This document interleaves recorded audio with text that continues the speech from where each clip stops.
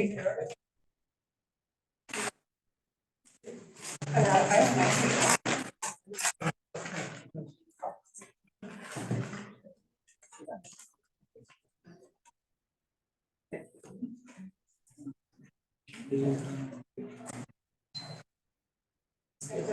I apologize for being a little late. I stepped out of the shower and said, I better check if that meeting starts at 5:30 or 5. I think I know the rest of the story, so thank you for your patience.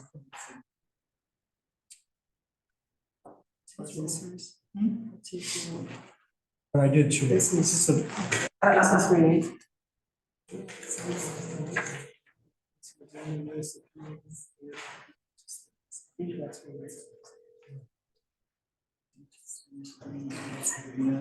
Sounds like it.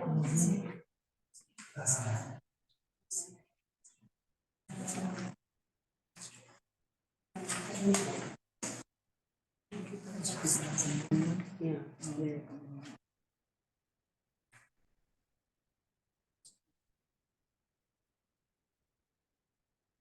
Just a constant.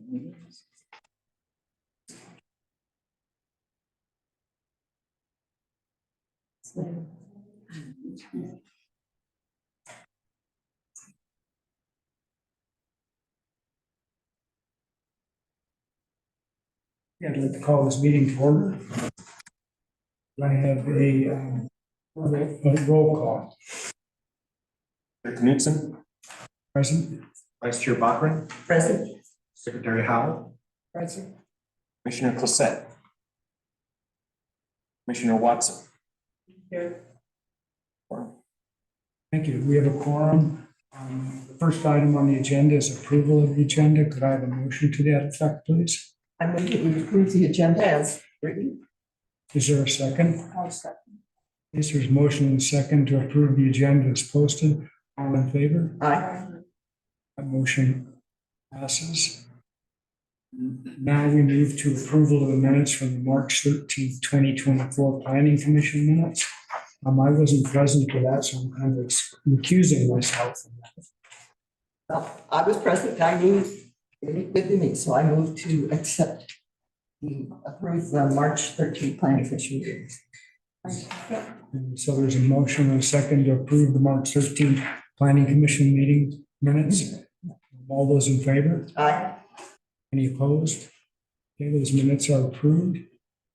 So our actions tonight, our first item on the agenda is a public hearing, presentation of the draft element portion of the comprehensive plan, economic development, governance, and community participation. In bold, no formal action will be taken. So I guess it's all yours. Hello, commissioners and the public. So this is the third, I think, no, it's the fourth of our public, I'm losing track, presentations of elements for the comprehensive plan. For those of you who are got the handout, these are basically chapters of PAI's comprehensive plan, which is meant to act as like sort of a painting or a broad picture of what the town looks to for guidance when considering things like rezoning in the future, or new developments or recreation activities. I need to interject real quick. Can you open the public hearing? Oh, is this, I didn't think this was a public hearing. This is a public. Yep. Hearing. Okay, sorry about that. No, it's fine, I'm sorry. I thought the next two were public hearings, but now I do see, so I sit corrected. Okay, I will now open the public hearing on the draft element portion of the comprehensive plan, economic development, governance, and community participation. The purpose of the hearing is to provide a public forum for all interested parties who wish to comment on these applications before the planning commission. The procedure for the public hearing will be as follows. First, we'll have a presentation by town staff. Next, there will be a presentation by the applicant.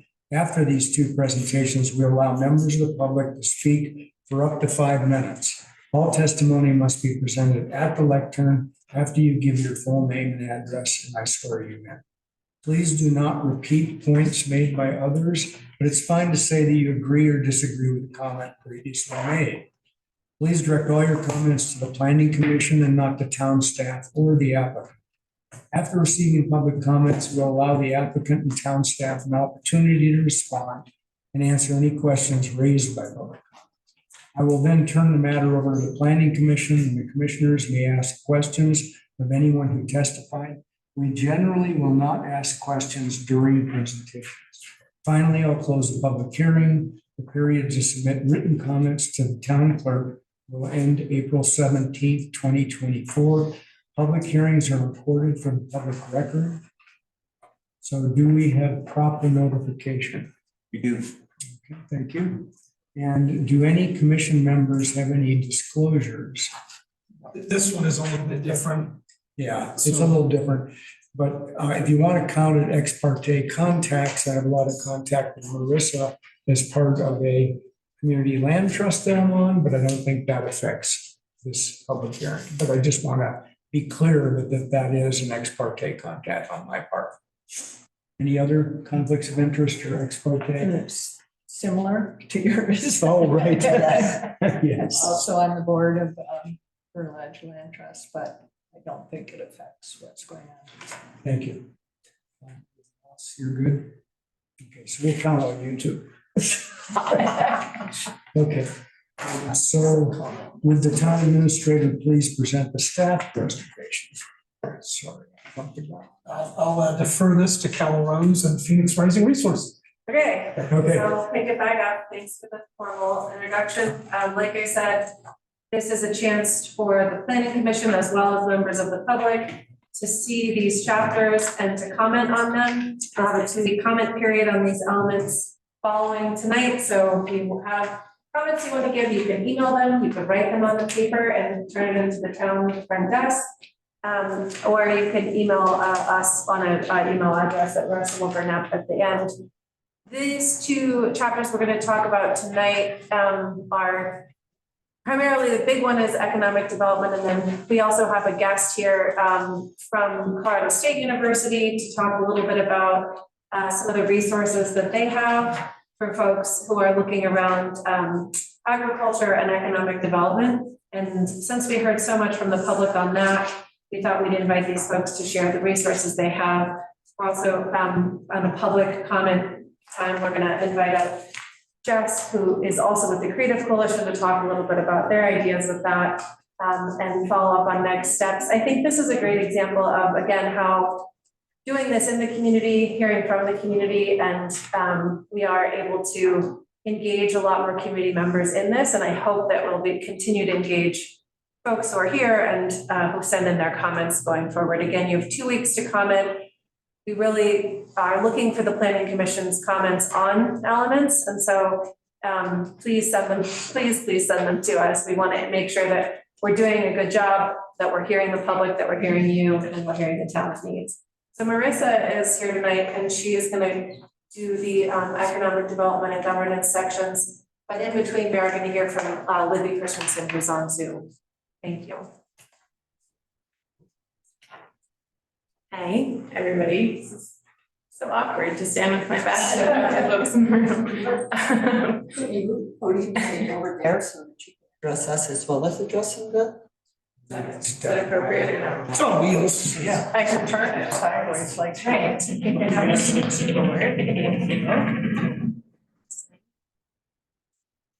All right, so we just wanted to do a very high level overview of the element. You have it in your hands, it's online. I think some feedback we got from the past, the last element was it was maybe too much information to present in this format. So we're giving you the high level. The images are really just for fun at this point.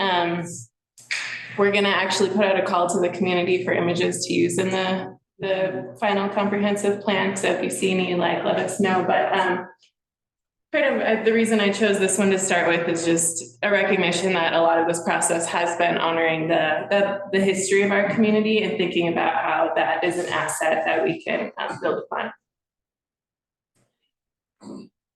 The community vision and values came out of an engagement process, 2 workshops that we did back in the spring. And I'm breaking it up. It's a paragraph, the vision. I'm breaking it up into a line on each slide to make it easier to digest. But our vision is that Paonia's resilient, regenerative, and localized economy meets community needs. That was really important. By providing goods and services and reliable job opportunities that pay living wages. That's also a community need. Some of the things that our economy emphasizes are the production of healthy local food.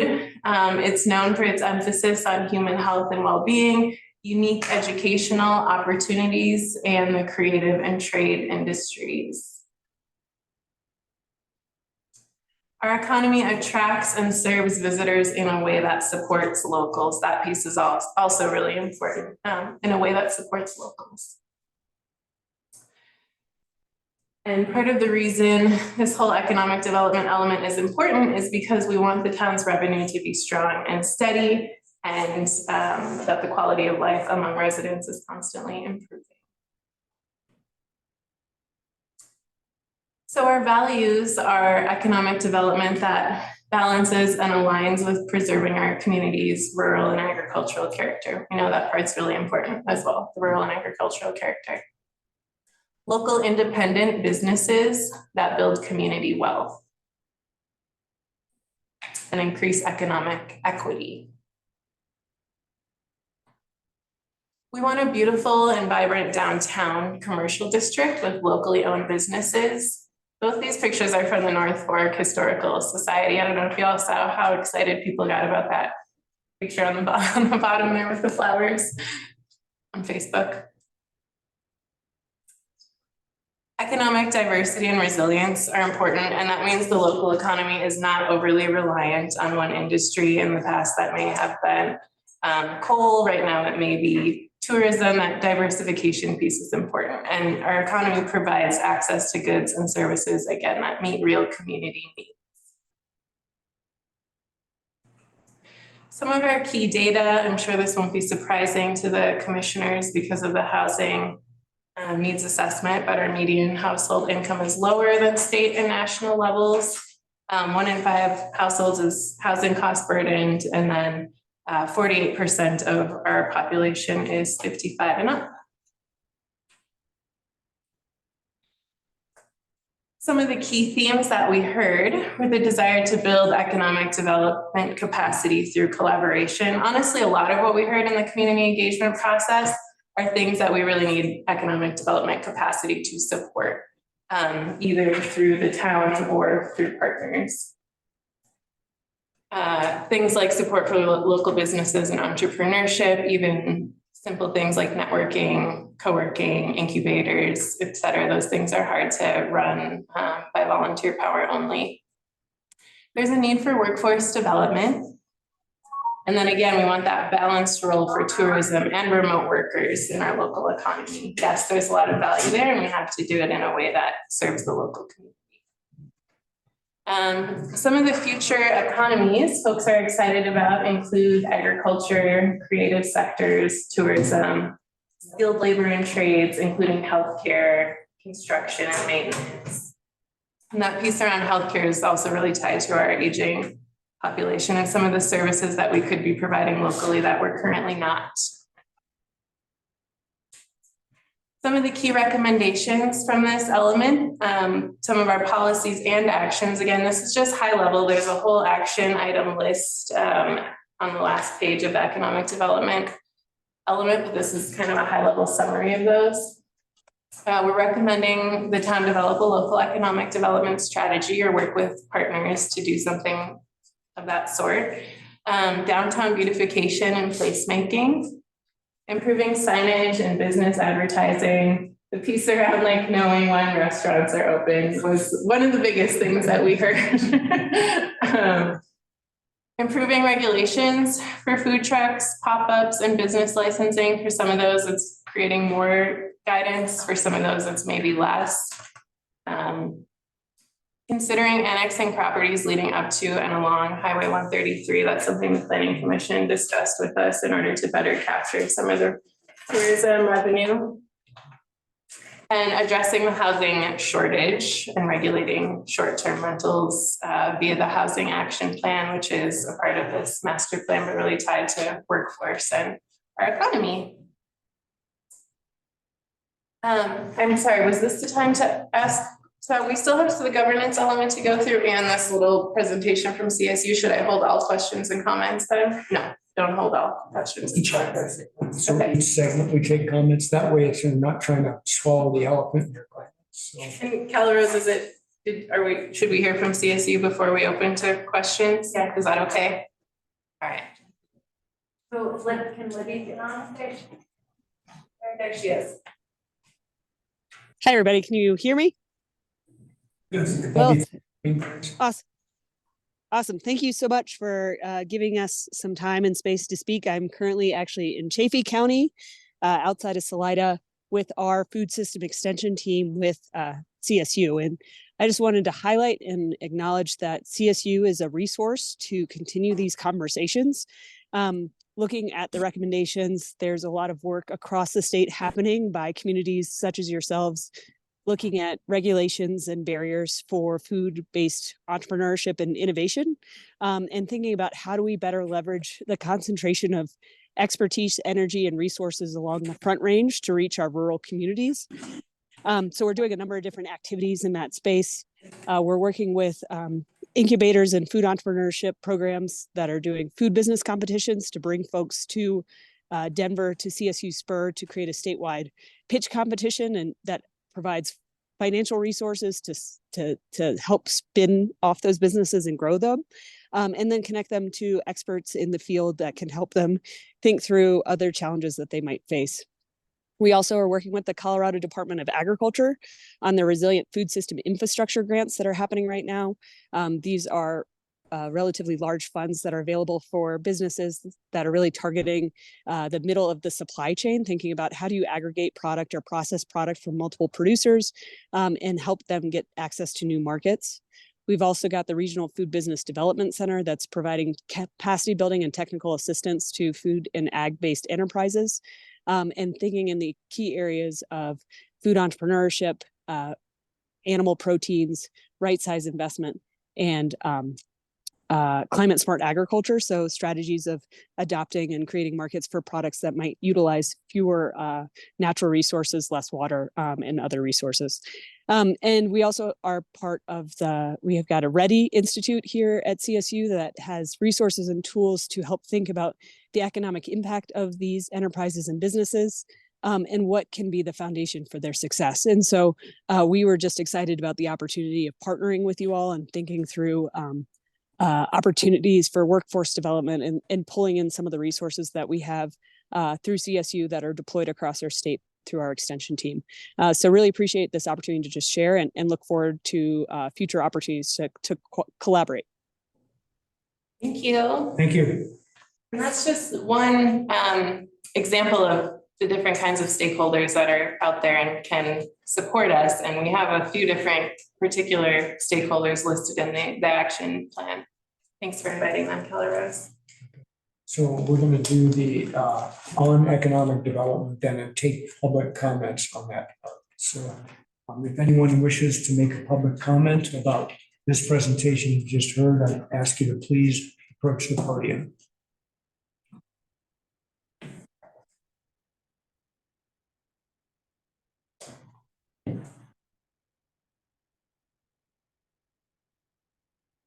Hello.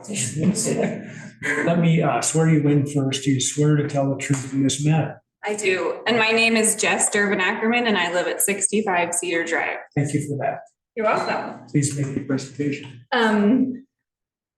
Thank you for the opportunity to comment on this as my wearing another hat of mine. I am the executive director of the North Fork Valley Creative Coalition. And as you may know, in 2023, we applied for money from the Office of Economic Development and International Trade for the Business Preservation Project here in Paonia. We did not get selected out of a very competitive applicant pool, but I did have a call today, even with the person who's running that program.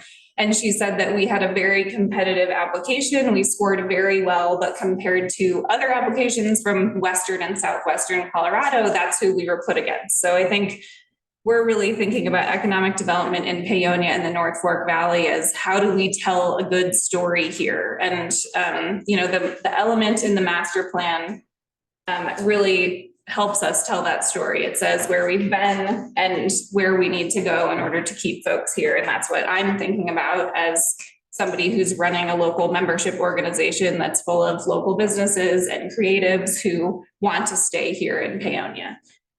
There are multiple state level grants that we would love to apply for in concert with the town, maybe after the planning process is over and we've adopted this comprehensive plan, but Libby talked about one of them, the READY, the Rural Economic Development Initiative, which gives funds for planning processes, and that could be applied for by the municipality or by a nonprofit or by lots of people all together, which would make a much stronger application. In addition to that, the OEDIT, which is the Office of Economic Development and International Trade, has a fund in partnership with the Office of Just Transition, which has funds specifically for communities that are transitioning from a coal-focused economy.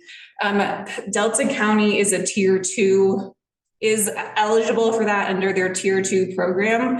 No one in the last 2 years who's eligible for that has applied for any of the money. So there's about $500,000 available for that.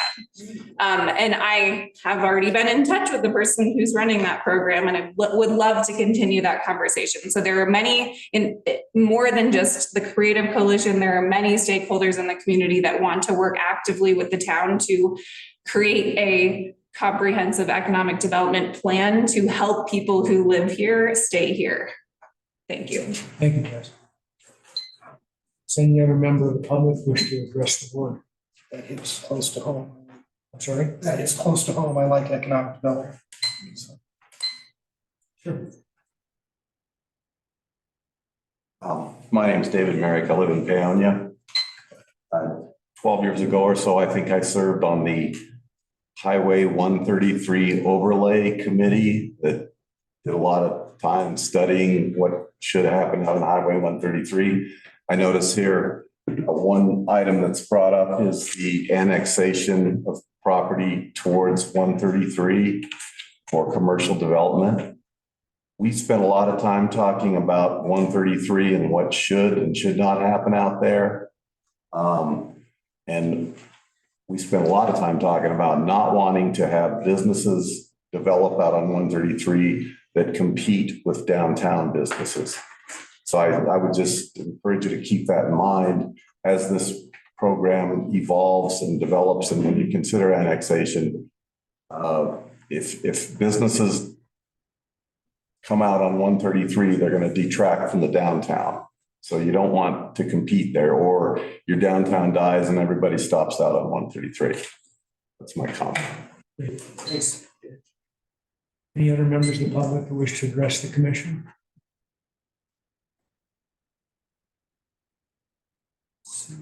Oh, I'm sorry, Dave. I didn't ask you to tell the truth. We're a truthful person.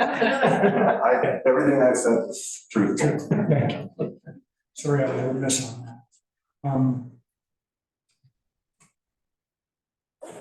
we can move on. Does the applicant wish to offer further comment? So I'm going to deviate a little bit from that. So the purpose of this public hearing is so that we can solicit feedback from residents about these draft elements. We don't have to swear them in. And then we also don't need a rebuttal period. They've done a presentation, but we can move on to the next element.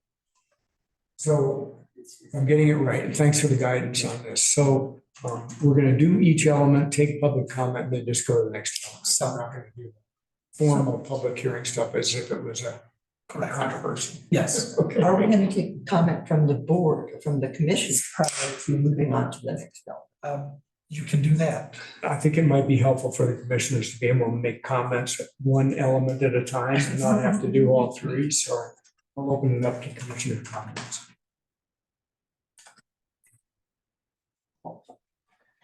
No. We can work from that end of the table down to this end of the table. I just want to start with a general question, and what's the purpose of our comments? If we're here to hear from the community and we're also being asked to write comments, what is the purpose of the commission's comments? If I could make my own impression of that, is that you as a commissioner that have been appointed to this are supposed to also represent the community too. And so you have opinions, and this is the time to bring those opinions to the fore. You want to start, or do you want me to start? You can start, Mary. Okay. Well, I have a few comments, and I really like the economic policies. I think those are great. The one thing, I was looking at the part that could be in appendix and some comments on that. One thing is under agriculture, arts, and tourism. You mentioned several businesses underneath there, and one of them is a restaurant. And I think more generally, you should say local restaurants, because we have lots of restaurants that come and go and come and go. And so to name a specific restaurant doesn't seem to make a lot of sense, because we close in here, who knows? So more, and then the other thing that needs to be brought into there is farmers markets as well, because we do have the farmers market in Town Park. And that does run through the winter time. So the addition of farmers markets would be good too. Under the wellness, tourism, and retirement services, I would like something to talk about coordinating with healthcare providers, the current healthcare providers, for example, Delta Health, and to coordinate with them and see what kind of additional services we bring into town via that Delta Health system, instead of trying to create something here outside of that bigger system. And then to address transportation issues as far as that goes too, because transportation to health is a big issue, especially for seniors. And I know lots of seniors who have moved out of this town because they have, their services are in Delta or Grand Junction, and so they move closer to services. So addressing the transportation issue on that. And then when you talk about downtown and creative district, let's see, you mentioned festivals. And then you mentioned Big B's and Picking in the Park. Again, we have legacy festivals. If we're going to name festivals, then we need to put all our legacy festivals in there. So Cherry Days, BMW Rally, Mountain Harvest Festival as well. And the training, the trades and skilled labor. If there's a way to coordinate with schools, if there's a policy or something to coordinate with the schools to do the trades, some kind of trade education through the school system, instead of, doing it outside, because shop classes used to fulfill that, and that's pretty much non-existent anymore. So if there was a way to work with the schools to be able to build that up. And those are my comments. Oh, wait, I have one more. Deborah? Right. Oh, yeah, and that's with action item Econ 4 to work with Region 10 and other appropriate partners. And again, focused on the trades, not just healthcare, construction, rural services, and culinary arts, but trades. It's electrician, plumbers, and the like. Those are mine. Thank you. Can I add to that? So just for transportation in the second item, the wrong part, can we cite the transportation element? And then the partners, I don't know, was ODC, One Delta County listed as well as Region 10? Mm-hmm. So make sure that those two are in there as well. Okay. You done?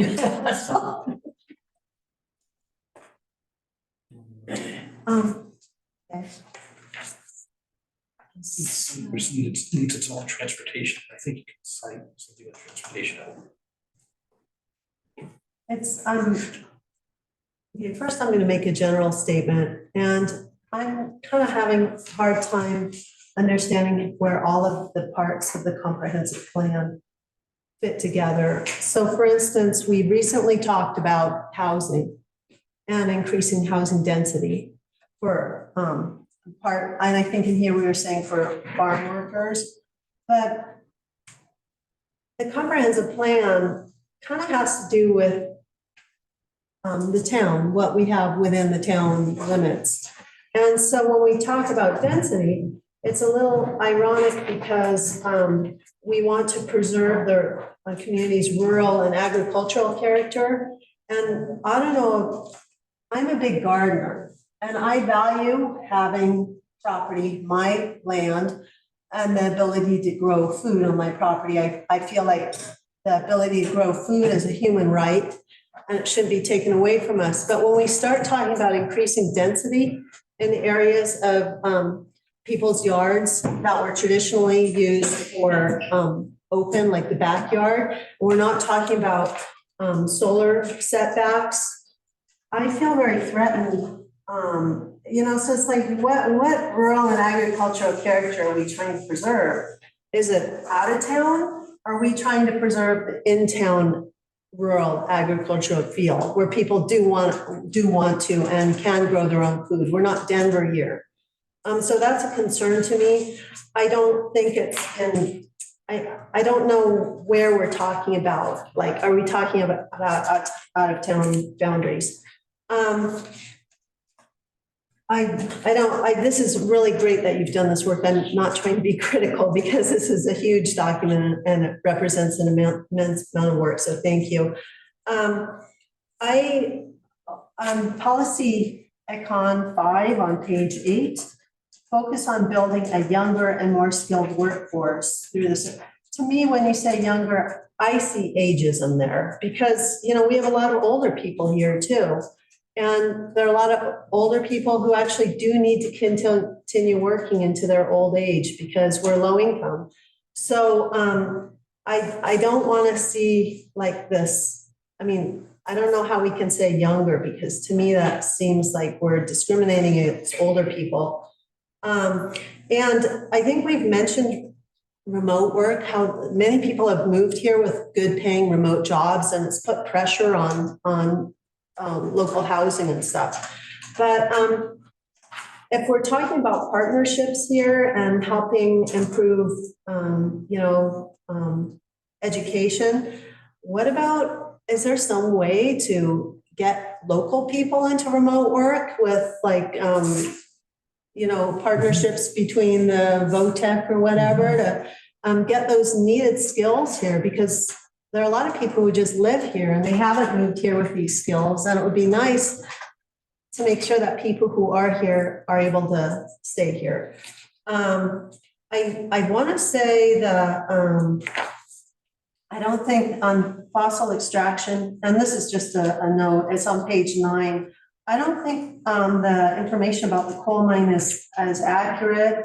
We're saying that it's the most productive mines in the country. That's not true. I think it might be the most productive mine in Colorado.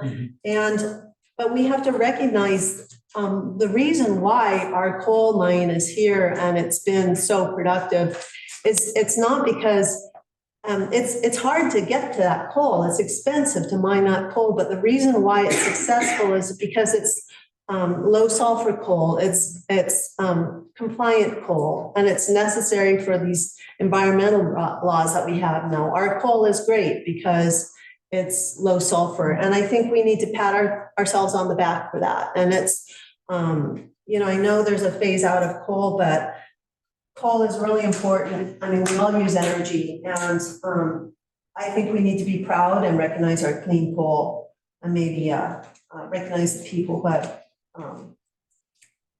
sacrifice their lives for that. And then aside from that, I'm a little bit confused when we approve this. I know we're wanting to go into the direction of arts and agriculture, but as someone who moved here as an artist and spent their entire savings trying to make it, and then realizing there's not enough population here for me to sell my custom, my custom craft.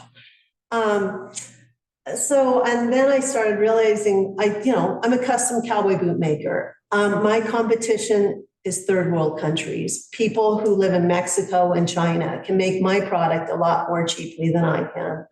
So I just don't, I was kind of sorry that I had made that choice because in a way, it's like, number one, there was enough people here to really make a business of it. But number two, can we really compete against California? I mean, it's like this glamour or eco tourism or eco-agriculture. It's like, is it going to be fleeting? How long-term is it? I'd almost like to see a business plan. And maybe I'm rambling and off topic, but we're just dedicating so much information toward this, and it might affect our policies in this town. And I really want to see, is it realistic?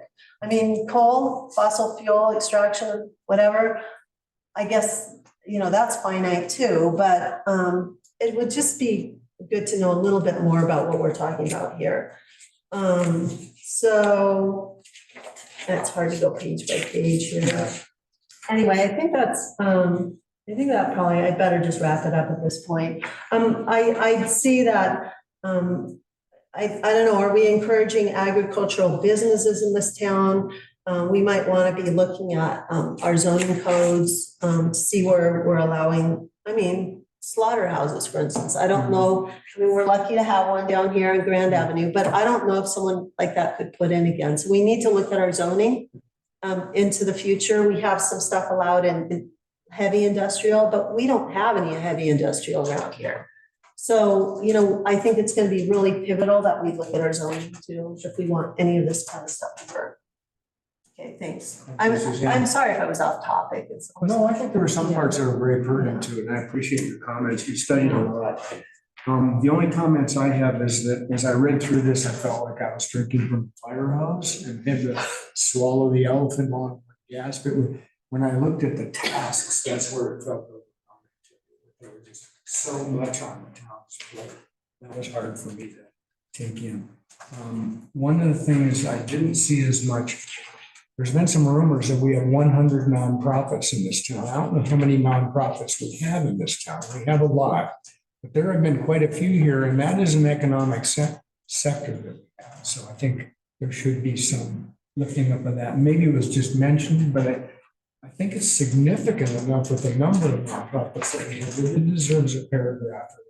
I did a little economic study on my own in 2010 in Paonia, asking people how they made money here. There were only two ways to make money here. You either extracted money from outside sources, or you looked at the services that were provided here and you improved them. And so those are the two things that I think are really key on keeping young people here, is helping them understand, how can I make money like you mentioned? How can I learn the internet thing and extract money and hear for myself? But also, are there substandard, don't laugh, are there substandard services being provided in Paonia that need to be improved upon? I remember a handyman friend of mine used to put on his business card, I return phone calls. So, it's that kind of thing where if there's a service that can be improved upon, that's where people can make money. And then I think with what I said in the beginning about feeling like it was a lot, maybe that's the town council has to kind of be able to pull everything into, okay, we're going to do this first, this second, this third, because there's so much to it. I look to town staff to really participate in that kind of prioritization. Those are my comments. So I guess we will move to the next section. Yes. Thank you. Thank you. That was great feedback. Can I just say one thing, Mary, to answer the question about ag, and to address the gentleman's comment about the 133 corridor. It's really important that you think of this in the context of the land use section, and in particular, the land use map, which designates urban agricultural areas in Paonia that mimic existing urban agricultural areas in Paonia, and also prioritizes business development in the downtown core, but allows for industrial mixed use along Highway 133 as well as agricultural zoning.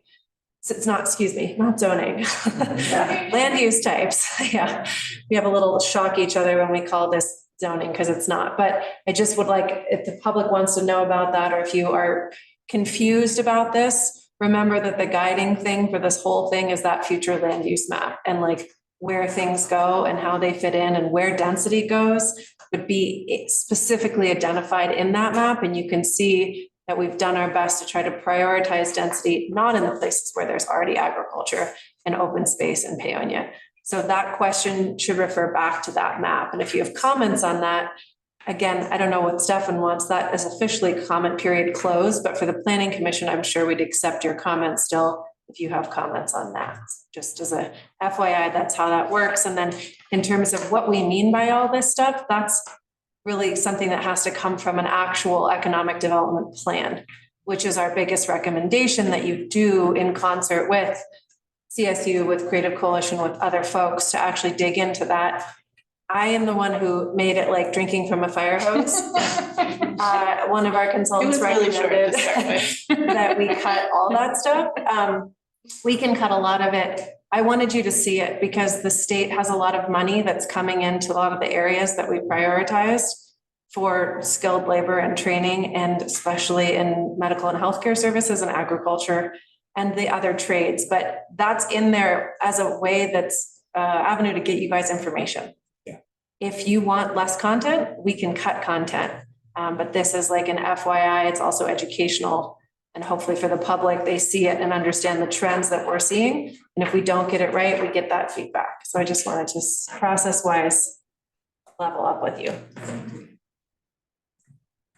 I just learned today my new job is part of it is supporting other coal communities in economic transition. And this maybe is common sense, but we're more likely to receive those grants if it's in our plan. Even if it's somehow referenced in our plan, we're a lot more likely to get the funding. What do you think about that? Okay.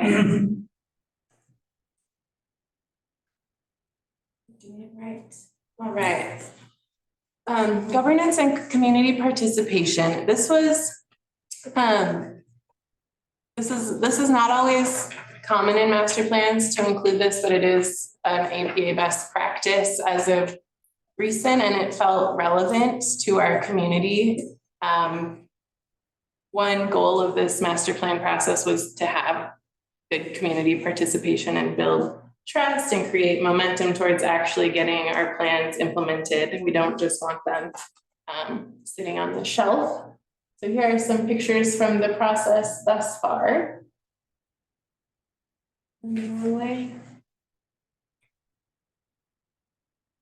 You gotta click on the screen there. I'm hoping I'm not upside down. There you go. I am tech-averse. Okay. Our vision here is that Paonia's governance processes and operations are effective and efficient and breed trust and buy-in from town residents. Trust is really like the heart of this piece. And I pulled out the goals for the Paonia master plan process on this slide, comprehensive plan process. Again, we want to build trust in local government and momentum towards addressing our community's needs and goals. We want town residents to be able to access relevant information easily to help them engage regularly and constructively in the process. The town practices responsible regionalism, meaning we regularly work with our regional partners.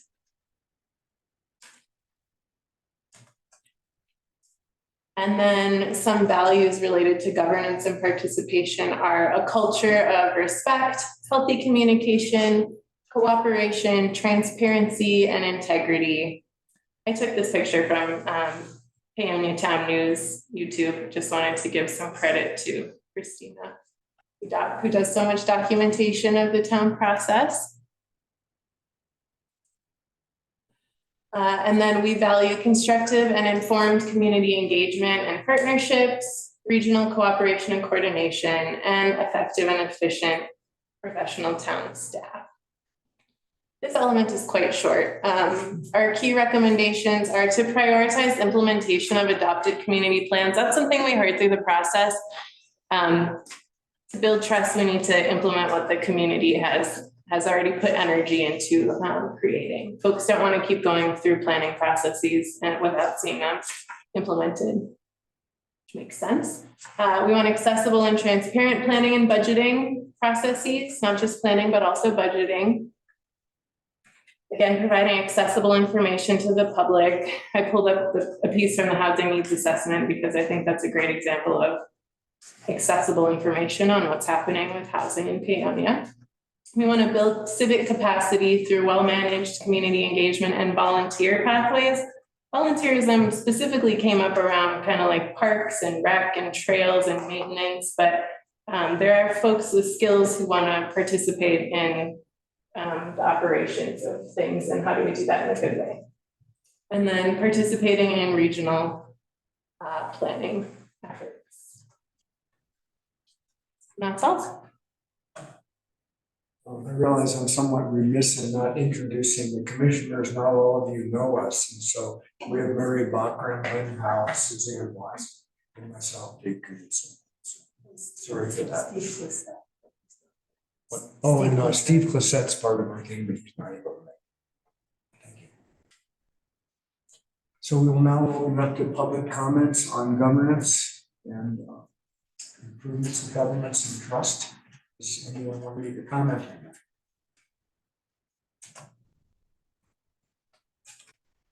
Okay. I'll make a comment. Okay. One of the most important parts of any sort of comprehensive planning process is public participation, getting community buy-in. And that's why we revisited how we were presenting draft elements and soliciting public feedback. And that's why we have these meetings that we're having now. So prior to that, we did have some community collection meetings that happened early on in the process. And then we really came back and, my request of our consultants was to have additional feedback sessions, and that's why we're doing this now. So this portion of the comprehensive plan is really important. I think it brings everything together when we do have that final draft that's approved to show that there was a lot of community participation and resident feedback. So I think that's going to be really important. Thank you. I think we've improved our budgeting process. Yeah, well, this was written, in a different area. So Suzanne, can I start with you on governance? Okay, so no comments from Suzanne. I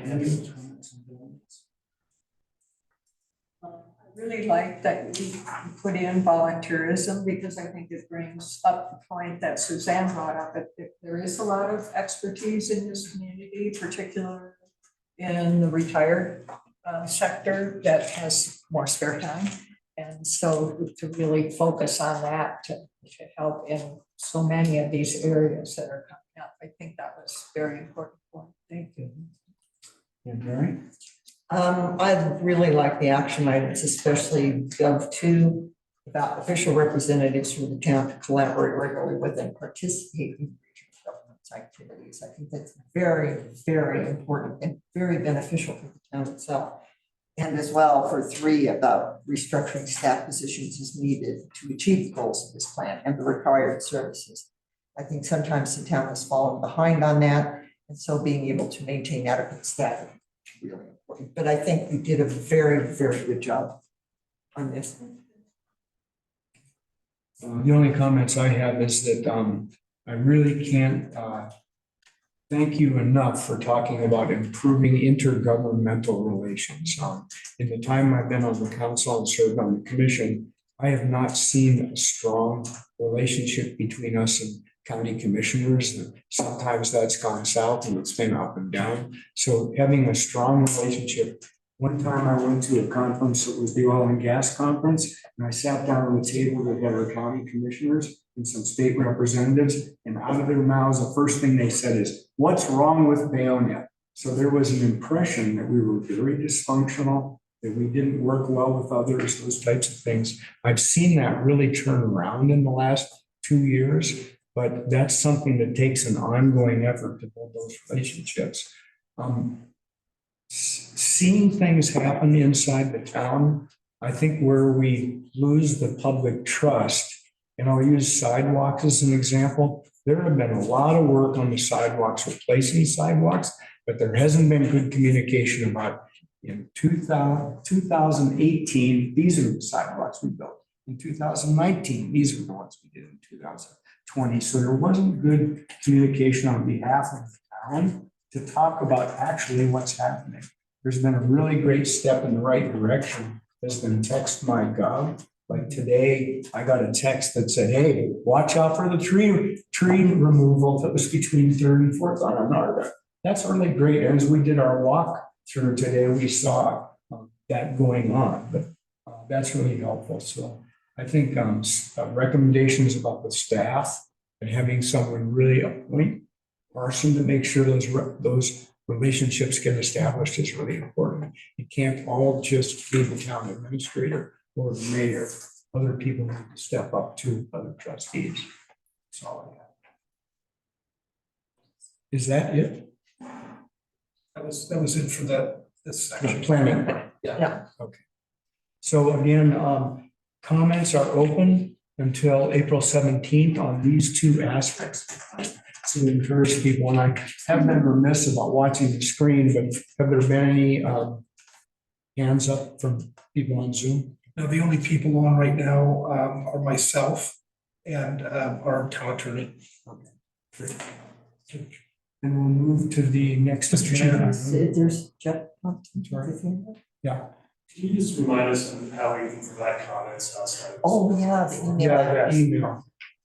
Paonia@townofpaonia.com. If you just send your comments there, we get them, send them over to Phoenix Rising. Also, if you go to the website, at the top, there's a banner that says Comprehensive Master Plan. If you click on that, there's a link that will auto-populate an email that sends it to everyone.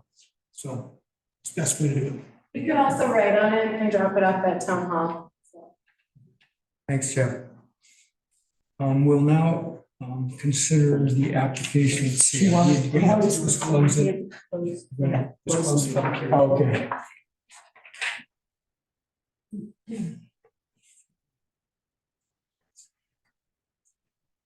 I will now close the public comment portion of the public hearing. Before we close, I want to state that the documents included as part of the record of this public hearing include all application materials submitted. Draft element, comprehensive plan, economic development, governance, community participation, notice of hearings, and town ordinances. Does anyone have any objection to the inclusion of these items in the record? No. Anything else from the commissioners before we move to the next item? Thank you. Thank you very much. Thank you. Thank you.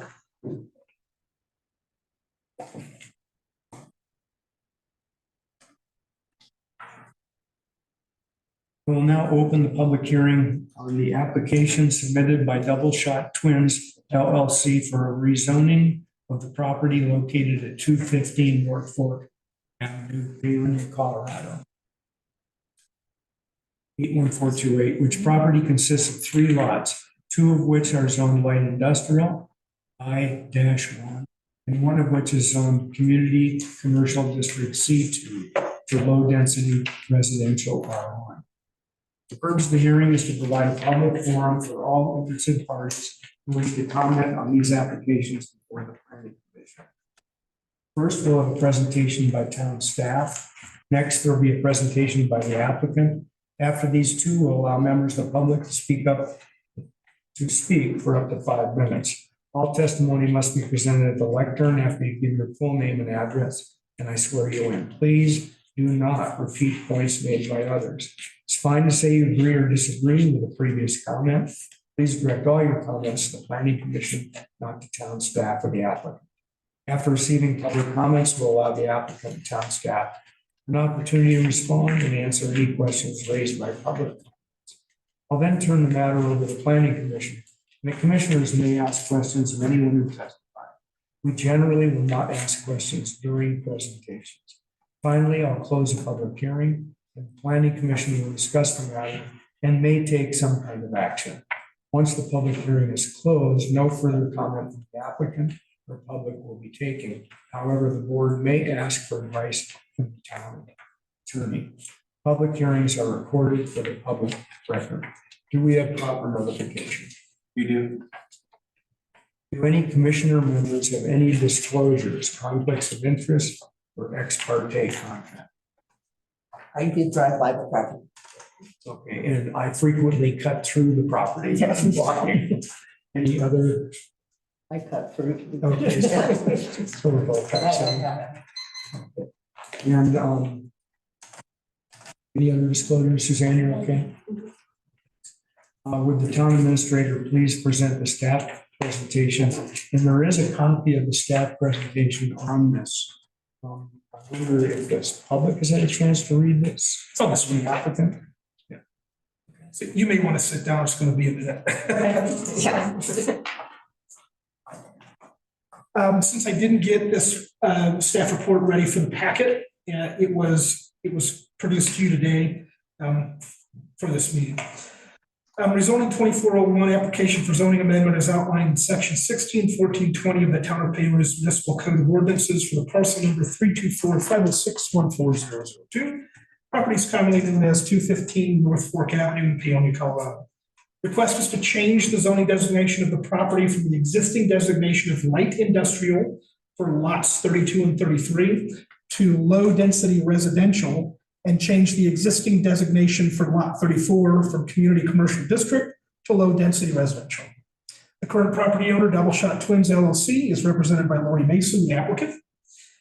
The applicant is requesting to rezone a single property of 3 lots with 2 different zoning designations. Lot 32 and 33 is currently light industrial, and lot 34 community commercial, into one single zoning designation, low-density residential.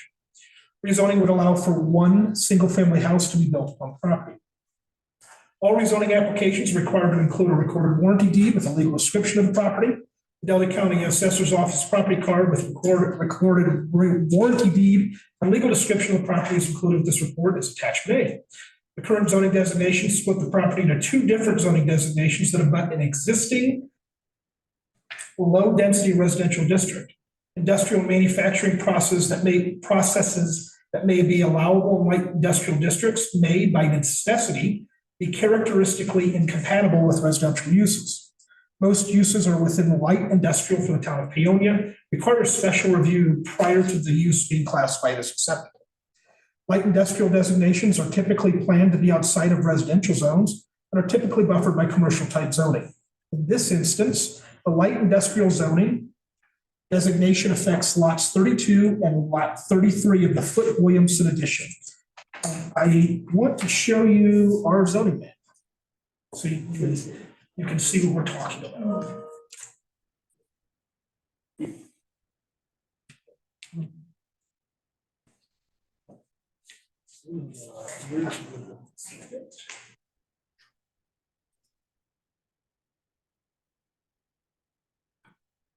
You have the pointer?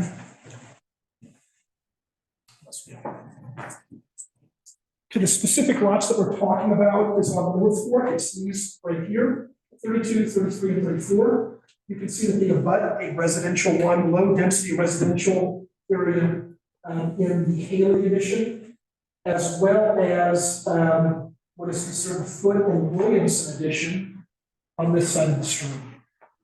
So we're talking about these right here. It's considered a mid-block zoning designation because what we're looking at is North Fork Avenue. It's on North Fork Avenue. It's not on Second, it's on North Fork, so it's considered a mid-block zoning.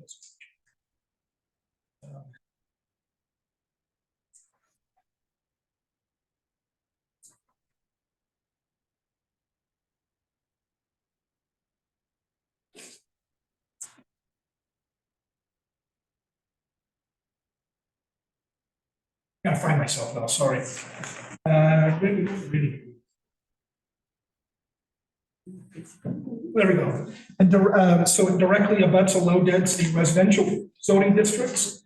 Lots 9 and 8 of the Foote and Williamson edition and lot 15 of the Haley edition. The applicant's property, lot 34, is designated as community commercial. It abuts lot 35 of the Foote and Williamson edition, also designated as community commercial, but also lot 7 of the Foote and Williamson edition designated as low-density residential, R1. The town's code defines a light industrial district in section 16290 as provide for the development of industrial uses that will enhance the economy of the town, and be designed and planned in a manner that will be compatible with the character of the community, not add pollution or other undesirable effects to the adjoining properties or the community as a whole. Town's code defines a low-density residential district in section 16-230 as provide for the orderly development of single-family residential site built or manufactured homes, depending on the covenants of the area. Town's code defines a community commercial district, section 16-280, as provide for the orderly development of those commercial and business uses, government, educational, and cultural facilities that are characteristic of downtown areas and promote comparison shopping and pedestrian activity in the core area. The district is not intended for businesses and commercial uses that are oriented to the automobile and require extensive ground level floor area. The applicant's property is located within the mid-block of North Fork Avenue between 2nd Street and 3rd Street. And the current community commercial zoning and light industrial zoning is incompatible with the abutting uses facing North Fork Avenue. The town of Paonia's existing comprehensive plan from 1996 contemplated land use and development. Goals and action items were established by that document that the town must contemplate this rezoning application. We can't use the one that we're currently working on because it's not adopted, so we have to default to our 1996 adopted plan. Yes, we did have other plans that were created. They were never adopted, and that's why we have to default to 1996. The goals for the land use and development section include maintain rural and agricultural setting of community, maintain small community closeness, preserve character of downtown, monitor growth and encourage controls on quality and character, preserve and protect open spaces and river corridor, restrict forces which could impact natural beauty of the area. And there are 6 of 8 general land use development actions that would apply to this application. LUD1, develop and maintain zoning classifications which provide for a range of uses that clearly specify the allowable uses of property within the town boundaries. LUD3, carefully monitor and control land uses within the planning area in order to establish a balance of all uses suited to the character of the area. LUD4, discourage the close proximity of incompatible land uses. LUD6, promote infill construction within the town limits while considering density, zoning, and compatibility of surrounding land uses. LUD7, promote infill construction within town limits in order to capitalize on proximity to existing utilities. There are 2 of 5 industrial land use development actions that would apply to this application. LUD16, improve the quality of industrial development and lessen the impact on surrounding land uses. LUD18, expand industrial uses in existing locations and restrict their development in areas surrounded by residential land uses. There are 2 of 13 affordable housing actions that would apply to this application. H8, buffer residential housing areas from heavy street traffic, particularly truck traffic. And H11, facilitate and encourage new housing development consistent with specific needs and goals of the community. There are some required findings needed to consider a rezoning application. Section 161420 of the town's codes establishes procedures for determining zoning amendments. Number 1, this is from the code. Request for amendment may only be presented by a legal title owner of real property within the area proposed for a change by the Planning Commission or the Board of Trustees. Request for a change of the boundary of any zone district by a legal title owner of real property within the area proposed for change shall be accompanied by a petition requesting such change signed by owners of at least 50% of the area of the lots included in such change. The applicant produced an application and the required fee for rezoning that included only the property that the applicant owns. Since there's only one applicant that proposed zoning change, 100% of the area of the lots included in the change have answered the affirmative that the proposed zoning change is acceptable to them. The applicant also provided a recorded warranty deed with a legal description that establishes their ownership of the property. The applicant also provided a written statement explaining how the request is in compliance with applicable criteria. You saw what was written in the application. I state that there. I don't want to read it again. Number 2, each amendment, so this is the second criteria for consideration. Each amendment shall be submitted to the Planning Commission for its recommendations. Such action by the Planning Commission shall be filed in a report to the Board of Trustees. That'll be your minutes from this meeting.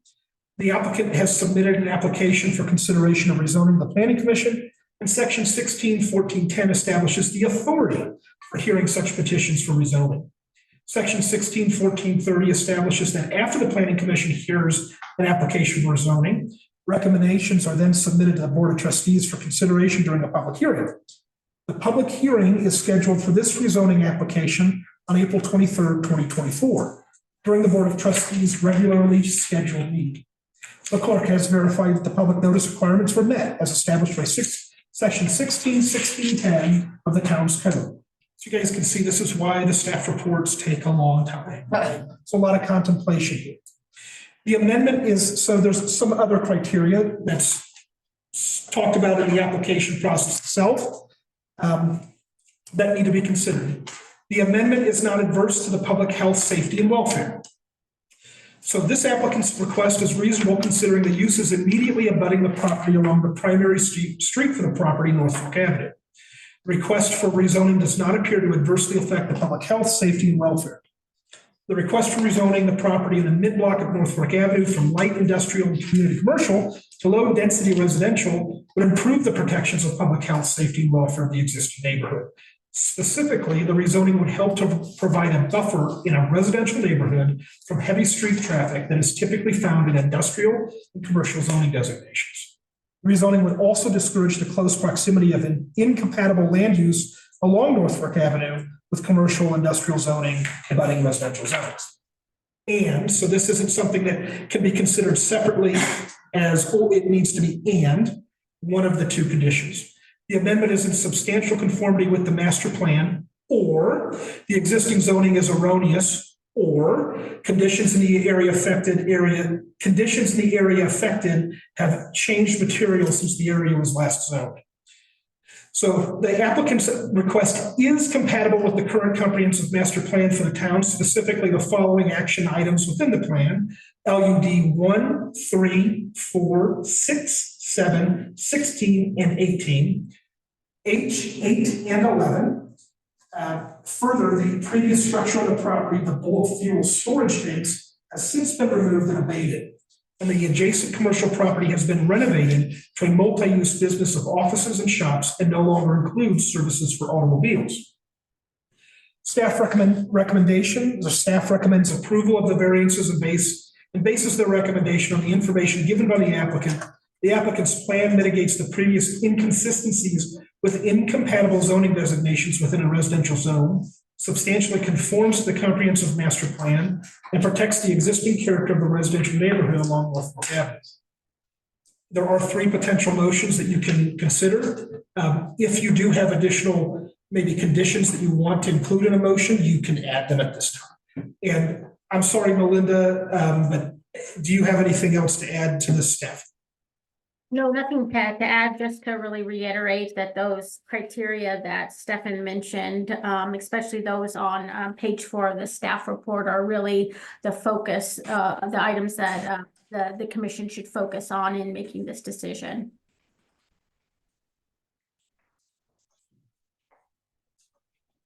That's it for my staff report and staff report. Thank you. No other staff comments? Public Works, anyone like that? Would the applicant or applicant's representative please come up to the podium, state your name and address for the record, and take the oath?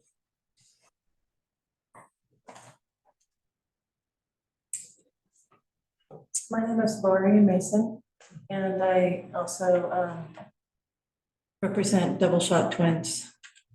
And do you swear to tell the truth in this matter? Yes. Please make your presentation. Thank you.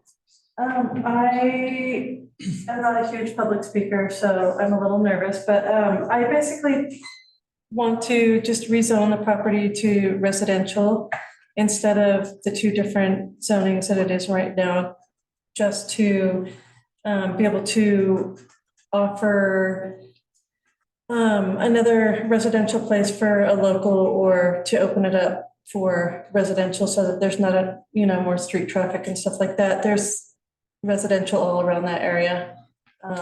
We cleaned it up. It used to be an old storage, oil and petroleum facility, and spent a lot of time like digging up the tanks and It's called part of the Colorado Cleanup Act, and we have since gotten a clean bill of sale from that company, and it's ready to be built on.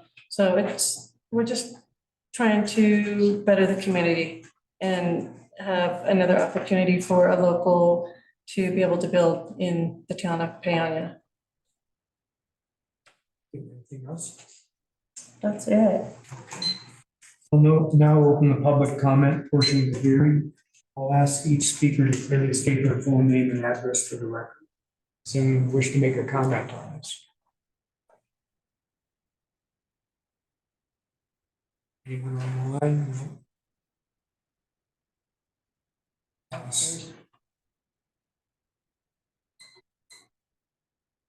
My voice isn't very good right now, so I hope you can. Sharon Kime, 227 North Fork Avenue. And do you swear to tell the truth in this matter? Yes. Thank you.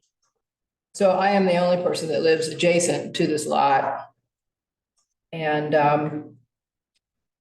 4 dryer vents on top of the laundromat have a droning noise that goes on for 8 hours, sometimes till 11 at night.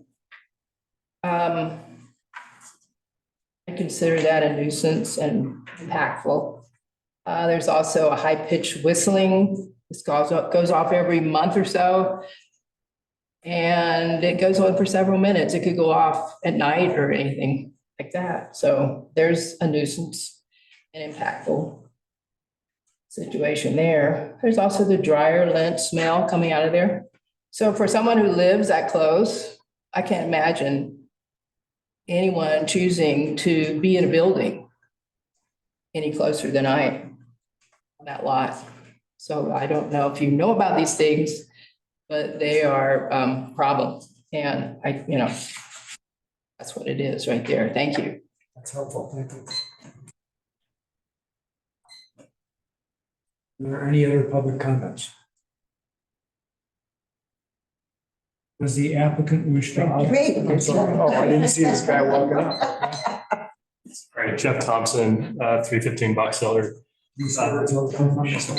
I try to do that all the time. I just wanted to comment because I was at the last meeting, which was addressing housing issues, and it seems like creating an opportunity to have more housing in an already residential area seems like a good idea.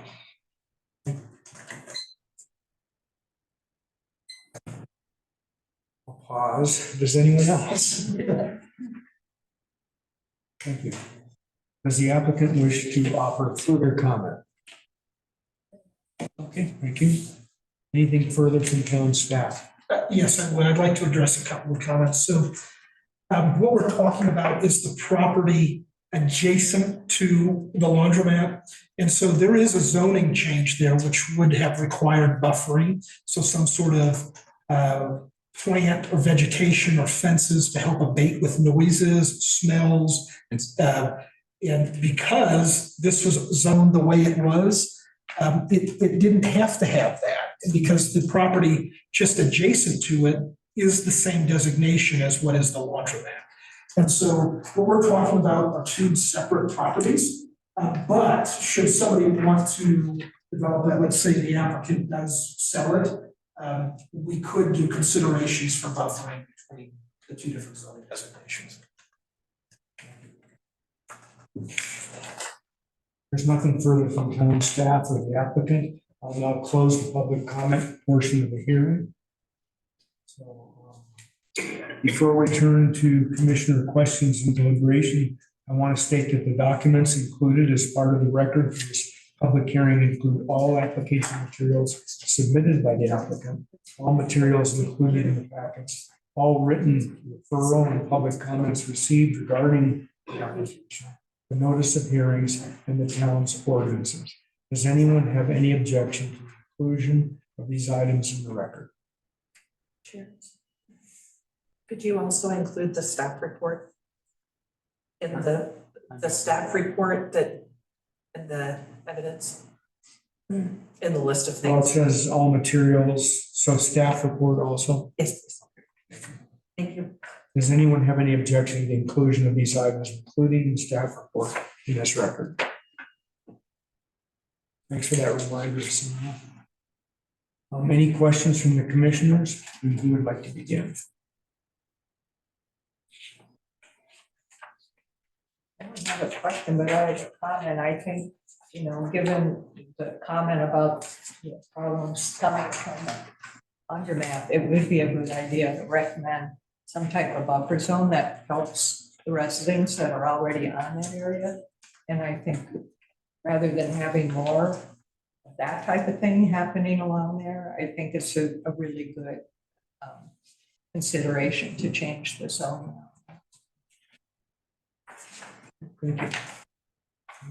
I don't have any questions either, but I agree. I think this is a good change of use for this property. That it actually makes more sense to have it be residential than what it's currently zoned. Well, what a buffer zone look like? What are you talking about? So to put a restriction on this particular property wouldn't be advisable. They aren't the cause of the issues that we heard today.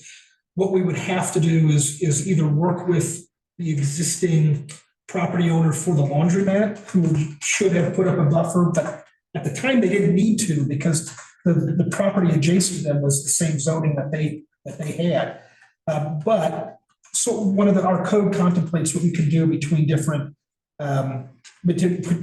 zones, right? So it's a higher fence, it's a higher shrub screening than what is normally allowed, which we currently have 6 foot.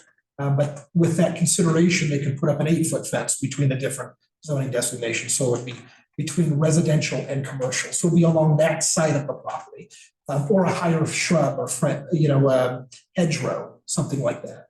That's what would be acceptable buffering. So it sounds like it's really not compatible going in next to the light industrial or C2.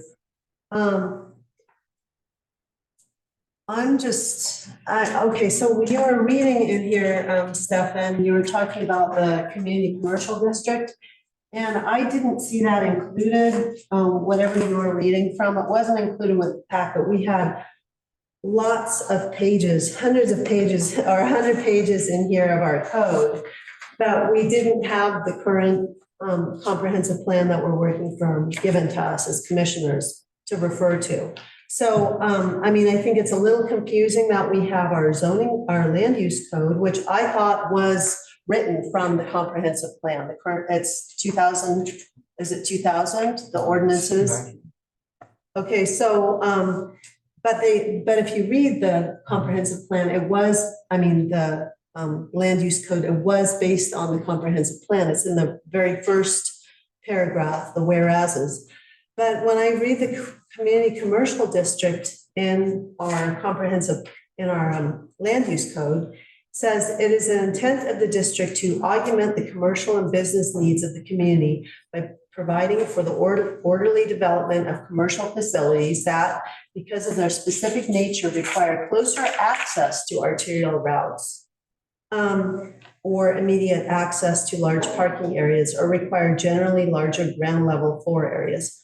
So when I see this as a property that actually does have very close access to an arterial route. And I know we're talking about housing, but in our current code, living units secondary to business use are allowed in C2. So, one of these lots is C2. I would think all of them, it would be nice to see them all C2, because I see a live work artist spaces can go in something like C2. This would be very compatible for something like that. And that could be a C2 use. And one of the lots is C2. So I think that would be kind of more of a buffer.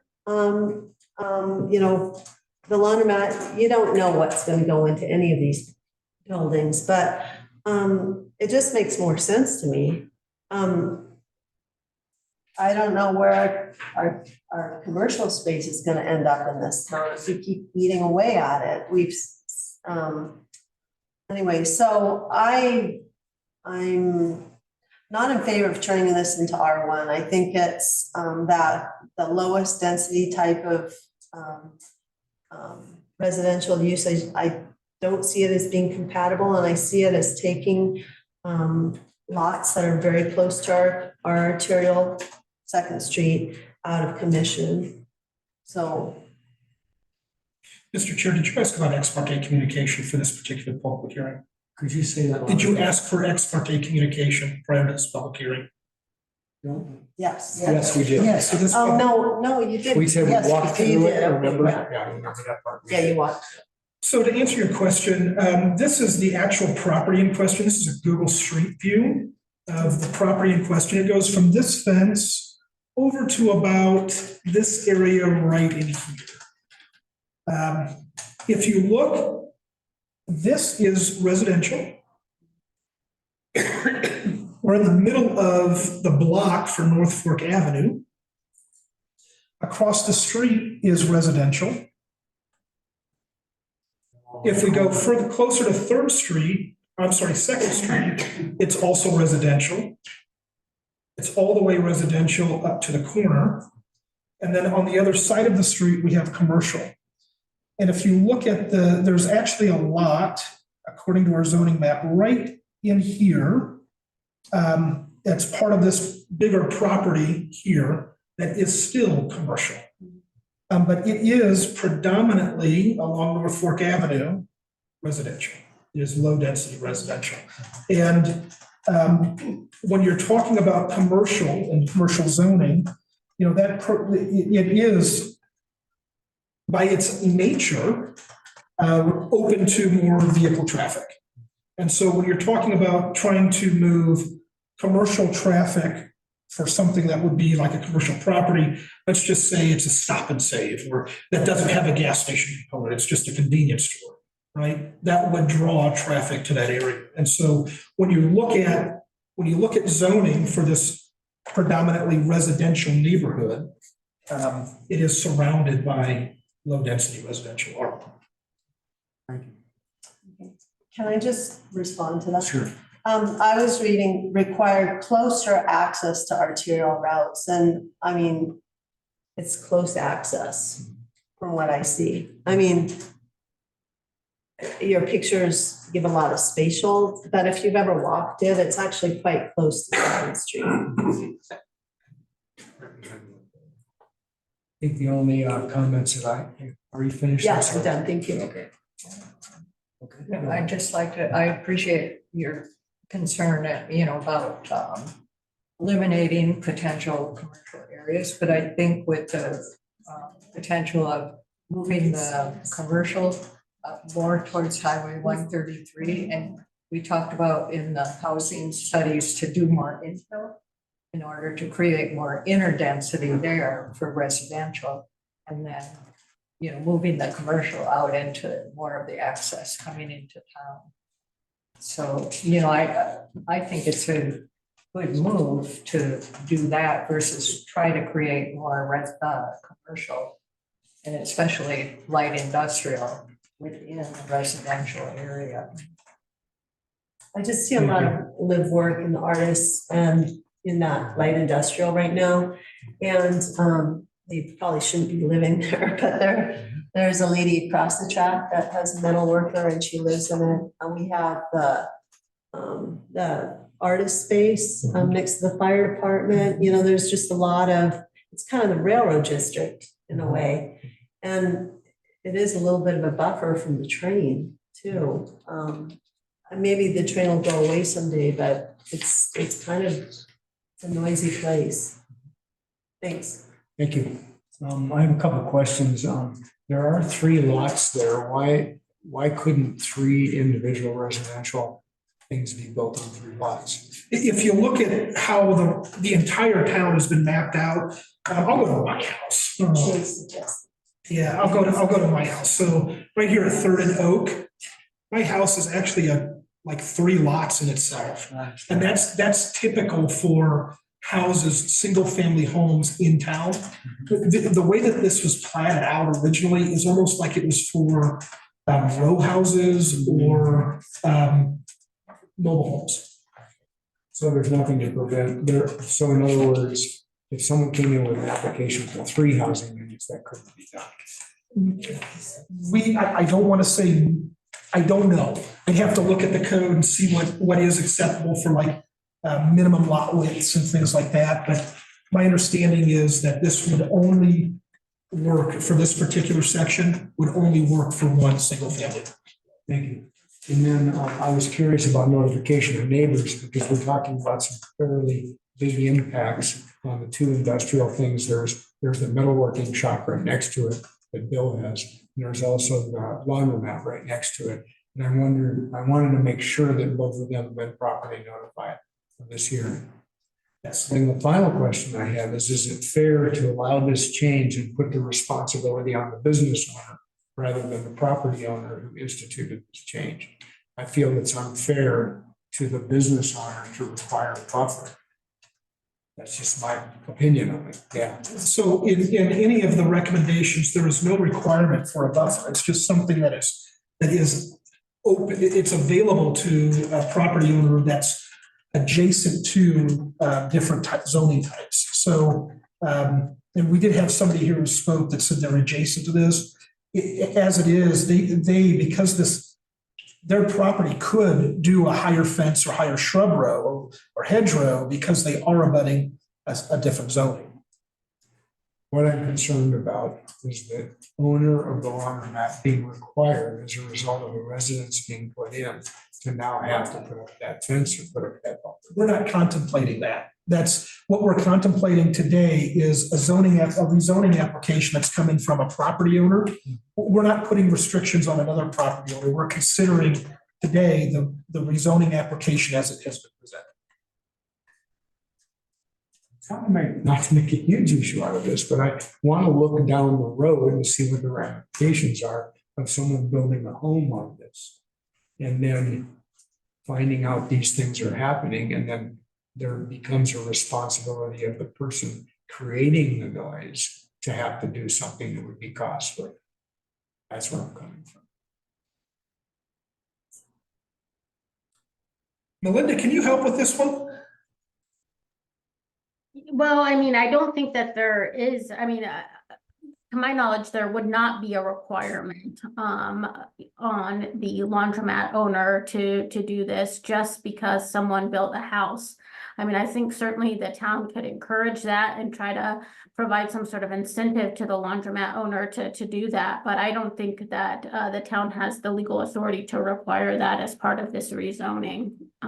So, and certainly I think it might potentially be in the, you know, if someone were to build a residence there, it would be in their interest to consider some sort of fencing or buffering. But again, I don't think that your code specifically requires that.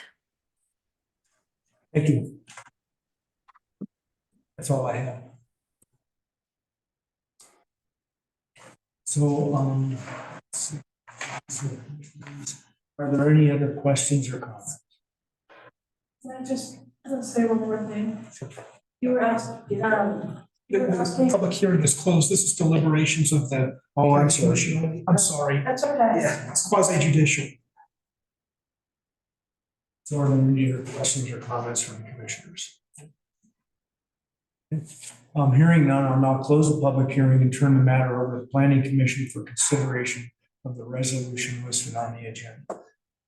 So the board should discuss the application, noting attributes that support a determination to approve or deny the application in accordance with applicable provisions of the town code. So this is opening it up to what you think. I mean, the staff report outlines some options we would be able to approve. Potential motions are listed on page 5 of the staff report. I think it fits. I mean, it fits directly into, I can't see any reason legally that we can deny it.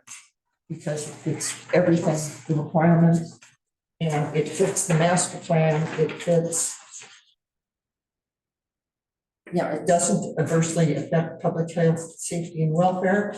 It's in substantial conformity with the master plan. I see no way that we can legally deny this.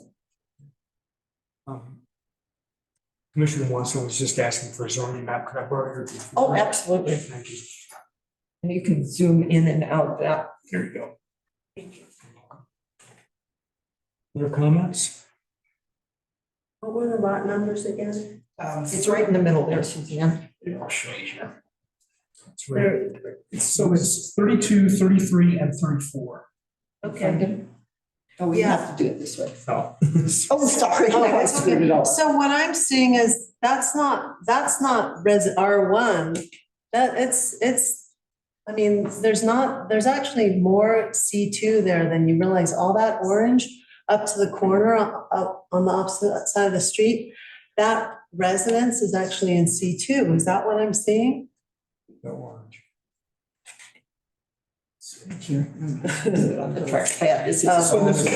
this last residence right here. Right there. Orange. Yeah, across the street, which is, okay, you have 40, 38, 39, 36, 35 is the laundromat, is that correct? No, but laundromat. Okay, This is Bill's property. that's C2?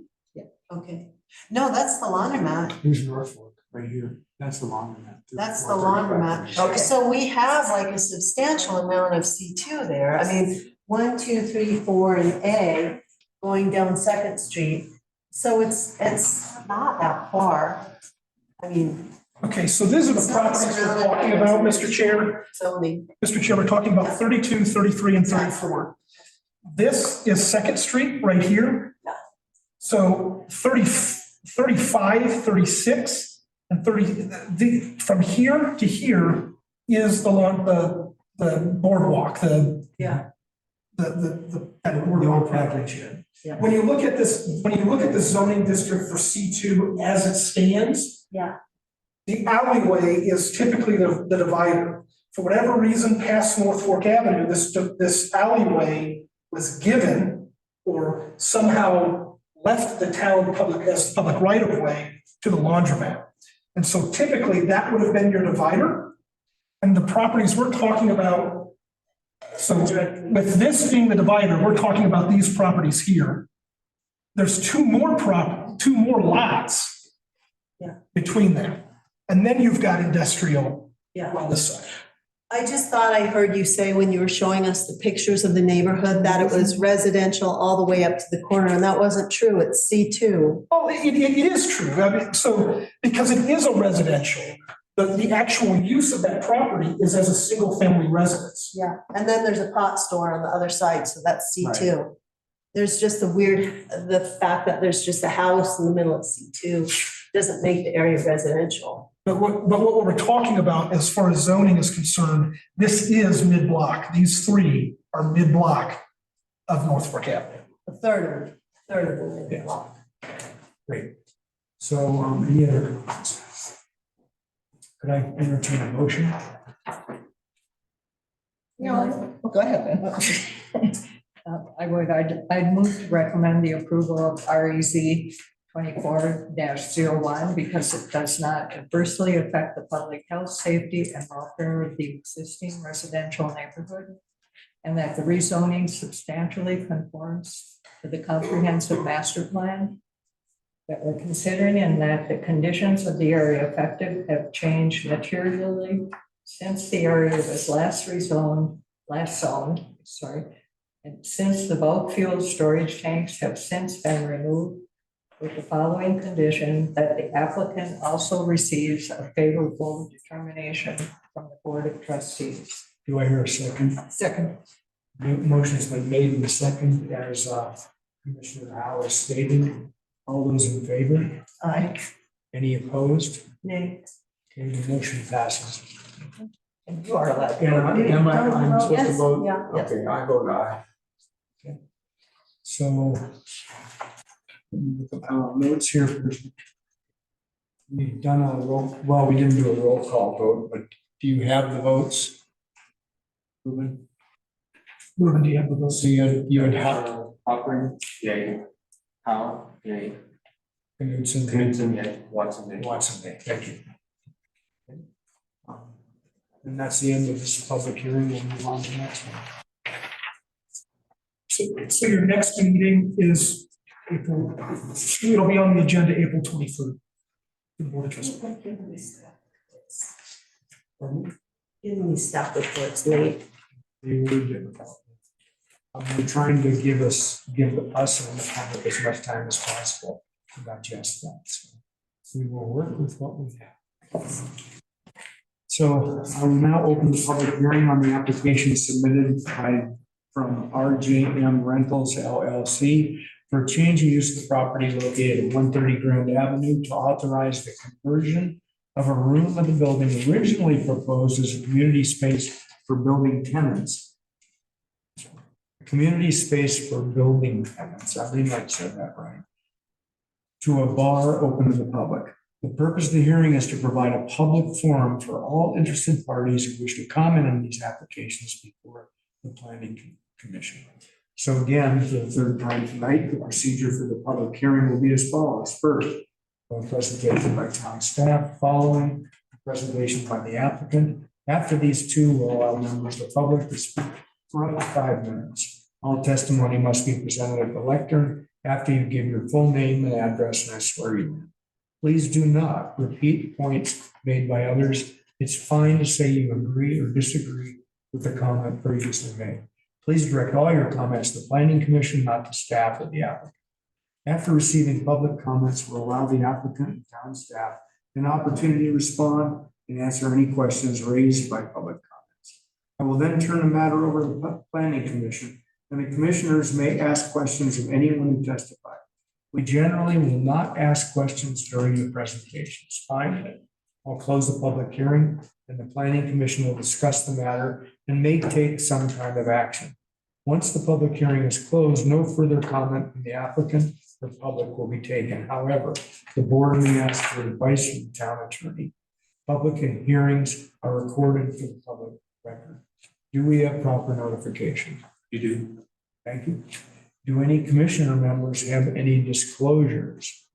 Okay, no. Ex parte communications. I saw one of the applicants today. We did not discuss that. So, so that's the disclosure part. Would the town administrator please present the staff presentation?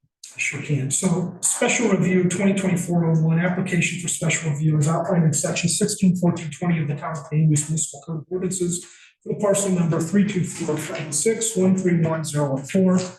Property commonly known as 130 Grand Avenue, Paonia, Colorado 81428. The request is to change the use of the building to include a mix of commercial activities, including a cocktail lounge bar open to the public. The existing zoning designation is core commercial or C1, and the uses are limited to permissible uses as listed in the schedule of uses of commercial industrial districts found in section 16370 of the town's code. Current property owner, RGM Rentals LLC, is represented by Renee Verdun, Julie Bennett, and Margaret Engel, the applicant. General information: the applicant is requesting a special review for a change of use from a common area shared by commercial tenants of the building to a cocktail lounge bar that does not have a primary use as a restaurant. The use that closely resembles this request is commercial recreational that requires a special review. All special review applications are required to include a recorded warranty deed, the legal description of the property. The Delaware County Assessor's Office property card with recorded warranty deed and legal description of the property is included with the supporters attachment A. The existing structure has an active building permit for the construction of multiple business type offices that have not been finalized, but may include by right dental and medical clinics, banking, savings and loan, personal service shops, professional and business offices when part of permitted light industry, restaurants and retail businesses. Anything not included in the schedule of permissible uses found in section 16370 of the town's code must seek a special review prior to their opening. The common tenant space that was originally contemplated with the building permit was allowed by right as it was tertiary to any of the permissible uses for the building and was not itself a standalone use. The applicant wishes to change the community space only accessible by tenants and their guest customers, that of a cocktail lounge bar, accessible by the general public. The type of change in use requires a special review for the consideration of commercial recreational uses added to the mixed commercial use for this property. According to this 2018 ICC, the classification for occupancy is Assembly Group A2, but since it is the smallest assembly space, it would normally be classified under 303.12 of the 2018 ICC as Group B with less than 750 square foot in area and accessory to another occupancy. However, This cocktail lounge bar is proposed to be a standalone occupancy with its own entrance from Grand Avenue, separate from an entrance for the other uses for the building. It should be classified as Assembly Group A2. Section 16610 requires that certain conditions are met for off-street parking and indoor restaurants and bars have a requirement that there is one off-street parking for every 3 seats or one off-street parking space for every 200 square feet of floor area, whichever is greater. Due to an incomplete drawing for the number of seats available in cocktail lounge bar, the square footage of the entire footprint for the unit must be contemplated. Square footage of the cocktail lounge bar with the storage area is 727 square feet plus 143 square feet, which equals 870 square feet. This type of use requires 4.35 off-street parking spaces per the town's existing code. Section 16620, combination of uses, describes what happens when a combination of uses is included in the property's use. In this circumstance, any additional uses will also need off-street parking, depending on the type of tenants the property owner wishes to engage. Section 16640, off-street parking, contemplates additional areas that may be considered for satisfying the off-street parking requirements of the town's code. For any business use, the off-street parking requirements may be met as follows. Additional off-street parking spaces may be provided on a site within 300 feet of the lot that generates the parking requirements, provided that the site is owned by the owner of the parking generating property. Number 2, the owner of the lot generating the need for parking spaces may participate in a parking district or joint venture requiring the payment of a fee in lieu of providing on-street parking. The fees collected by the district or joint venture would then be used to provide off-street parking and assure that the town's requirements are met. All such parking districts or joint ventures shall be subject to the approval of the Board of Trustees. Or number 3, when a business use is unable to provide the required on-street parking and the reloading requirements, property owner applicant shall be required to contribute to the parking fund as set forth in section 16550 below per required parking space. Unfortunately, that provision of the code has been removed and it didn't contemplate what to do with above. Since the applicant does not report additional access to off-street parking, it is assumed that the applicant has insufficient off-street parking and would need to find an alternative to the requirement for off-street parking. The town has allowed for an agreement between businesses in the town for the use of a public parking lot that services the downtown area. It is recommended that the town includes a provision in any agreement that includes a payment in lieu of parking requirement should the town's code reinstate the parking fund. Serve alcohol in this location, the applicant will still need to follow local and state liquor licensing laws and will need to submit an application to that effect for further consideration by the Board of Trustees in the state of Colorado. Required findings needed to issue a variance and/or the considerations for special review. Section 16450A, site plan review criteria and performance standards. Number 1, compliance with the application with this code in general. The applicant has provided an incomplete picture of what is anticipated for all tenants within the building. There has been discussion that a separate change of uses be considered by the applicant. Currently, the only use that is certain regards a cocktail lounge or bar. Should any further consideration be given for future tenants, if not otherwise permissible by right, the applicant will need to submit another special review application for the Planning Commission and the Board of Trustees consideration. Number 2, the compatibility of the proposed use and site plan with character of the surrounding area. The core commercial district is the ideal location for restaurants, bars, lounges, and other commercial and recreational activities. Nearby existing uses include shopping, restaurants, banks, utility companies, and nonprofit organizations with assembly spaces. Number 3, the desirability and need for the proposed use. The town has received no letters, comments, or responses concerning the need or desirability for the proposed use. However, the applicant provided a statement concerning the desirability and need of the proposed use. The applicant stated, "We believe by creating this new business in Paonia, it will increase revenue for the town. It will become a community place which is lacking currently and creates a positive impact, which brings more tourists and locals to downtown. We intend to serve mixed drinks, local wines, and snacks." Staff contend that there is no substantive evidence or a study that shows tax revenue will increase for the town. In previous public hearings, the town has heard that there are plenty of community gathering and assembly places in town, including one near the applicant at the corner of 2nd and Grand Avenue.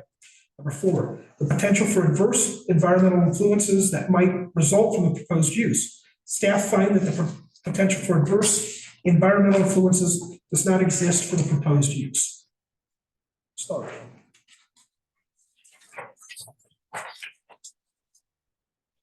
I wasn't following along with pages, my apologies. Number 5, compatibility of the proposed use and site plan with the policies and guidelines of the comprehensive plan. Staff find that the special review or variance does not conflict with provisions of the existing comprehensive plan from 1996. The proposed use and site plan is specifically compatible with LUD 10, improve the physical appearance of existing commercial land uses. LUD 12, preserve and when necessary, expand the downtown core. ED 3, encourage new business opportunities by creating a visually attractive town. ED 4, identify and encourage the requirement of linkage industries compatible with and supportive of businesses presently located in Delta County, including agriculture and livestock operations. And ED 5, encourage land uses within the planning area which maintain, stimulate, and increase the economic viability of downtown businesses. There are further criteria that need to be discussed with this application, since it is a commercial property. B, lights and signs shall be located in a manner that will not be distracting to adjoining properties or passing motorists. The applicant does not provide any lighting within the application, but any lighting must be compliant with all provisions of the town's code and ordinances, including the dark skies ordinance. The applicant must also follow all provisions of the town's code in regards to sidewalk leasing, including but not limited to paying certain annual fees for removable items on the town's right-of-way for items such as sandwich boards. The applicant's plan includes an entry sign that appears to be within the town's requirements for signage. Letter C, landscaping shall be provided in areas near the public right-of-way and located with consideration for energy conservation. An acceptable plan must be provided for maintenance of the required landscape areas. Staff have determined that this provision is not applicable to the proposed use or the variances being sought by the applicant. Letter D, control of storm drainage shall be provided so as to not damage adjoining properties. The plan must be approved by the town engineer. Staff believe that the proposed use will not require additional storm drainage improvements. Letter E, site design and building plans shall include provisions for needs of handicapped individuals as required in the building code and other ordinances of the town. The proposed site plan and drawings associated with the application include necessary provisions for handicapped individuals as required by this provision of the code. The applicant has already received a building permit that included ADA compliant drinking fountains in the adjacent interior hallway and ADA compliant restrooms. Letter F, approved landscaping or solid fencing capable of screening adjacent properties shall be provided where commercial uses abut residential uses. Staff does not believe that this provision applies to the applicant's request. Any garbage areas must follow appropriate screening requirements as may be applicable necessary. Letter G, commercial and industrial uses shall conform to the following performance review standards. Staff find that no subsection applies to this application for special review. Staff recommendation. Staff recommends approval of the special review and bases the recommendation on the information given by the applicant. The applicant's plan substantially conforms to the comprehensive master plan and protects and improves the core commercial district. Staff further recommends that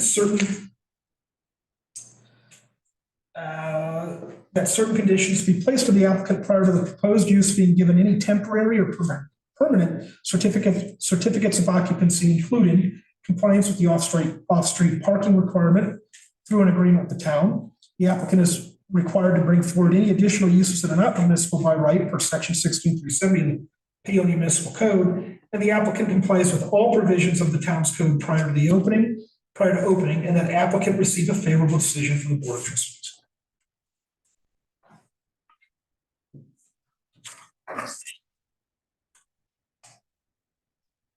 And Mr. Chair, if the town attorney has anything to offer or add. Okay, great. No, nothing to add, just to reiterate those criteria mentioned again, which will really be tonight.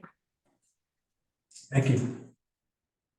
Any other staff comments, public works, engineer, attorney, law enforcement? Would the applicant or applicant's representative please come up to the podium, state your name and address for the record, and take the oath.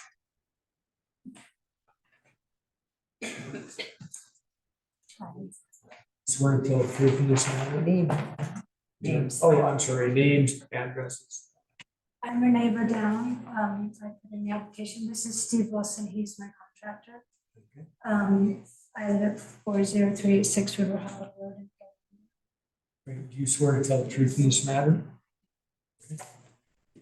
Okay, my name's Steve Wilson. I hold the building permit on it, and we currently have a permit for the interior remodel of that building at 130 Grand Avenue, which is directly across from the post office.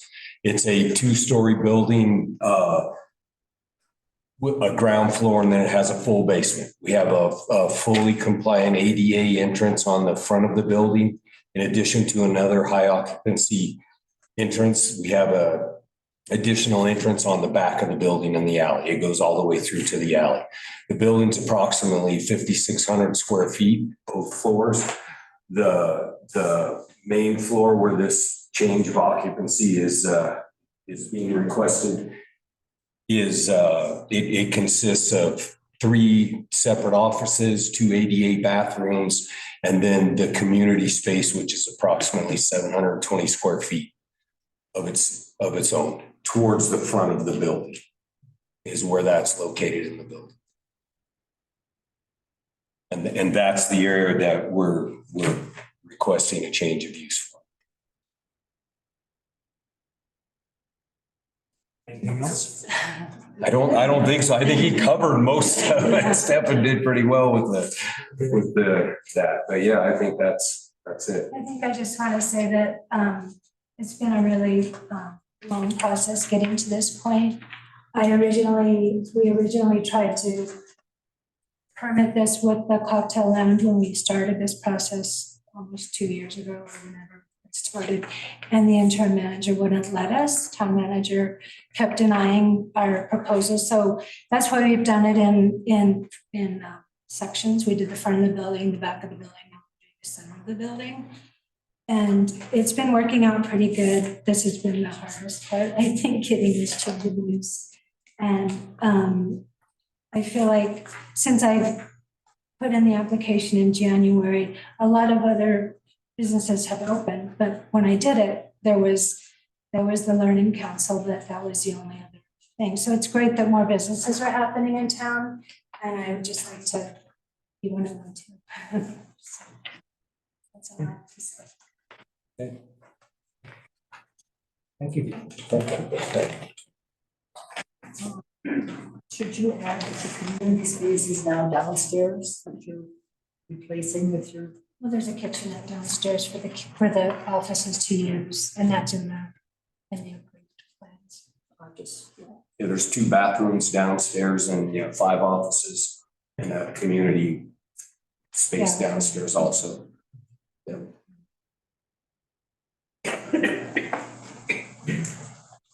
So I'll now ask the public comment, open the public comment portion of the public hearing. Is there anyone from the public that wishes to make comments? Please come forward.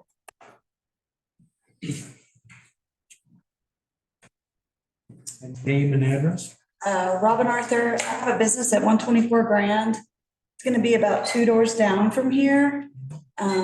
And I swear to tell the truth. Yeah, I was gonna say. That was my next question. Yeah, not always, just kidding, but right now, I will. Okay, you're gonna do it. Yeah. Okay. So I have a very small art gallery and gift shop on that same block.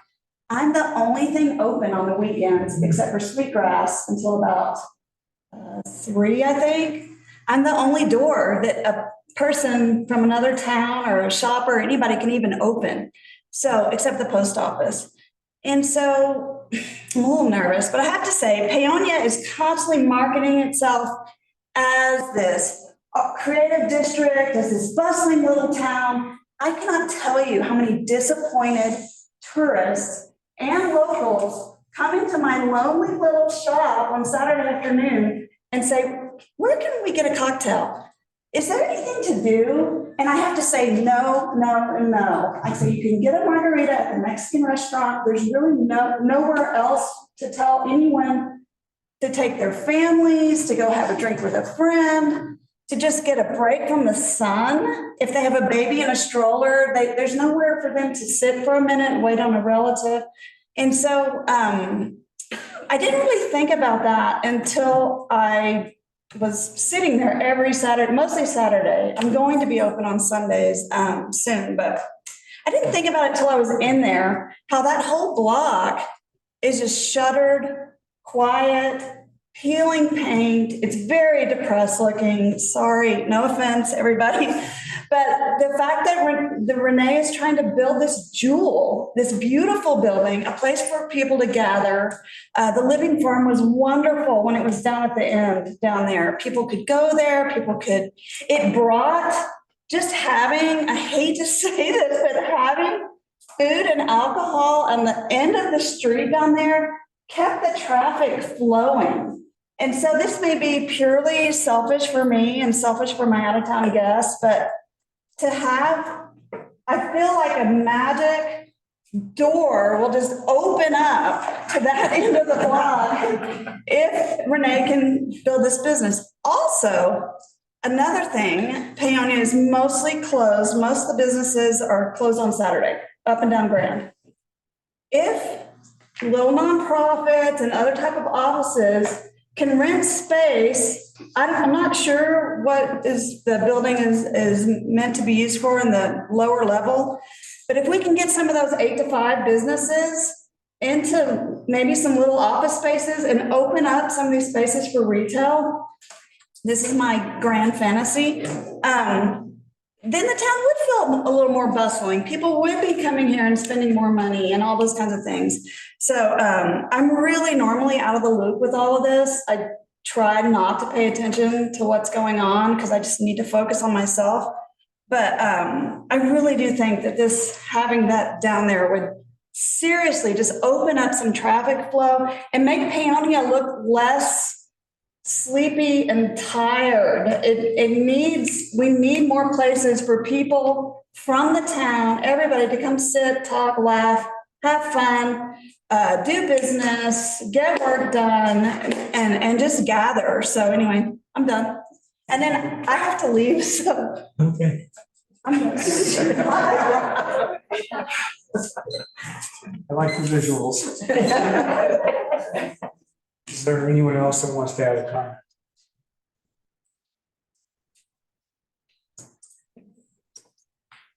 I'll say something. Okay. David Merrick, I live in Paonia. You swear to tell the truth last night? Do. I just reiterate that I think bringing any kind of business to downtown Paonia is a good idea, generate sales tax revenue. As the previous person indicated, get things moving downtown. I think it's a good idea. The park, is the parking an issue? Just from what I heard in the presentation. And I have a question. The previous use of that building as a co-working space, what did they do for parking? Does the town know? Staff know? This is a quasi judicial hearing. We don't engage. Okay. That's all I got to say. Thank you. I'd like to say something. Yeah. Again? Please. Step back. I'm Karen Goodwin. I live here in Paonia at 41515 Lambo Mesa Road. But I also, You swear to tell the truth. oh, I do. Thank you. I swear. But I also work and spend a lot of time at Bargain Bargains and Cause. I'm on the board of Cause and one of the store managers. So I know getting off of work at 4 o'clock, everything's closing down and there's no place to go. There's no place anywhere to go. And I think having a bar area that we could sit and talk and, just relax after work would be a great idea. And we don't have that here. And the parking, this is my personal opinion, but I put it back on the city. We have not enforced parking regulations for different businesses opening here for years. And now we are, and I understand that at some point you have to. I think that the city needs to put in a public parking area, and I put it back on the city. I think it's their responsibility. If you go up and down, all the way down, Bargain Bargains is a nonprofit, it's a thrift store. And we have parking in the front. But, the time that people are going to be using and going into a bar area after work, all the other places are closing and people are leaving. So I don't quite understand where the parking issue comes. If you have an open bar and from 5 to 9 or whatever the hours are, all the other businesses have closed. There's plenty of parking. And, I look at other, the Blue Sage doesn't provide that much parking. I just don't quite understand, because when we do that, I understand that we need parking, and I know that that's a consideration that you have to consider. I know that. But when we penalize people to the point where they can't open a business, they've been trying to do it for 2 years, let people give up. And we need businesses. We need people to be here. We need people to enjoy coming to our town. And you are right. When you were talking about the downtown area that goes from the banks down, that area is completely dead after 5 o'clock, any day of the week. So that's just my personal opinion. And I really, really hope that you consider this. And I think it's an important thing for the community. And this is my other personal thing. They would love to name the bar Fiona's. And I think that that fits our culture perfectly. So please vote for Fiona's.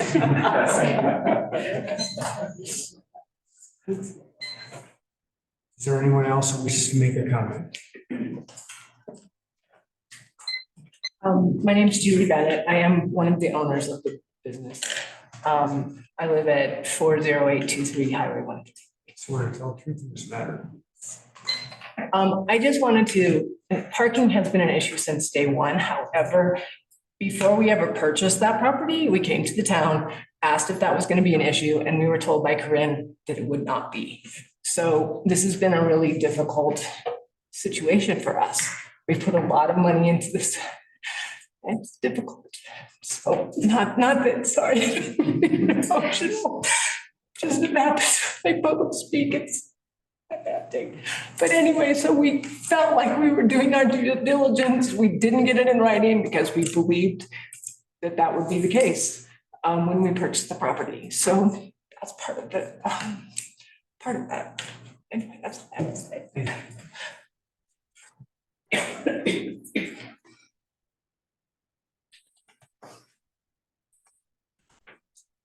Hi, my name is Lori Mitchell and I live at 40881 Highway 133.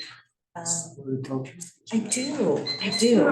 I want to speak on behalf of Renee and Julie and Margaret. I want to just say that the parking thing, I agree with you.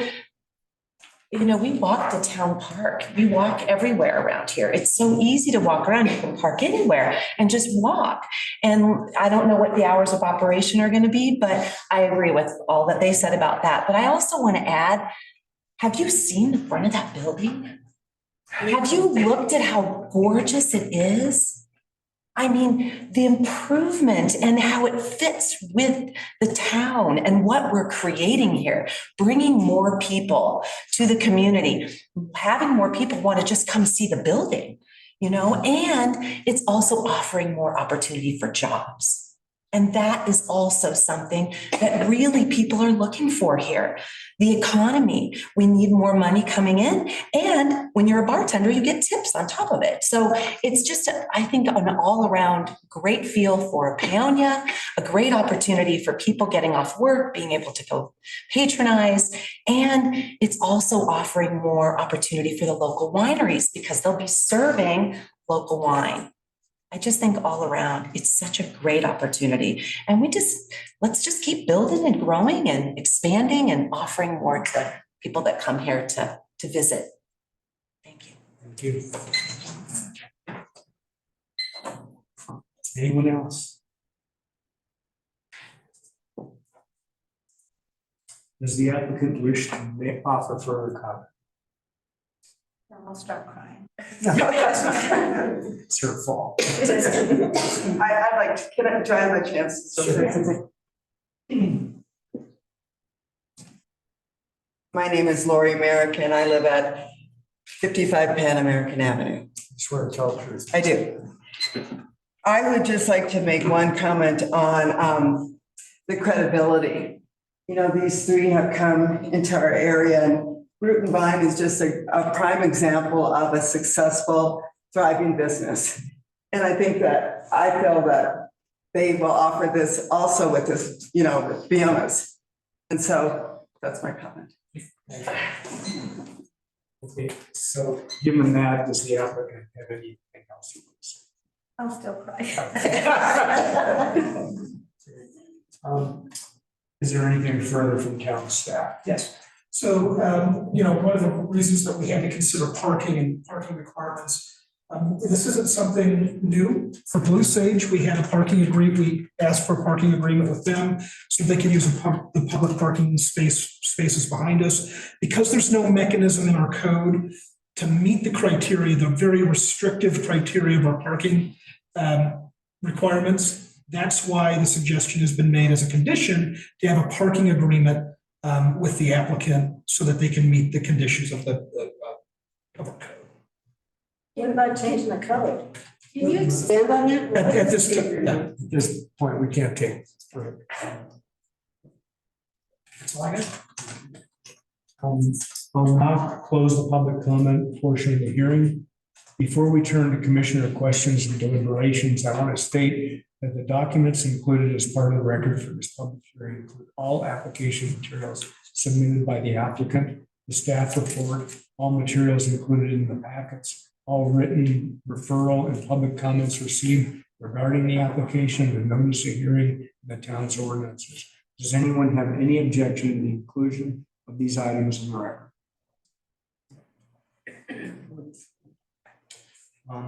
So questions from the commissioner, who would like to begin? So what would this parking, off-street parking agreement look like? I mean, what are we looking at? It would be the same boilerplate template that we used with Blue Sage.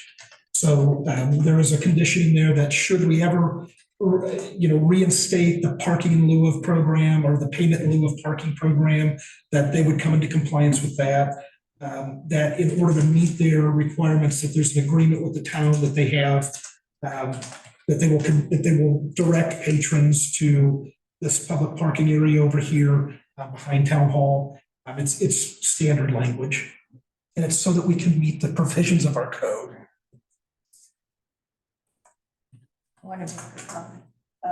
Two things that were brought up.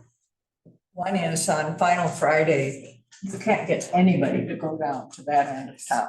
And I know that because I'm with Paonia Clayworks, and we had to close down our Friday night sales room because nobody goes down there.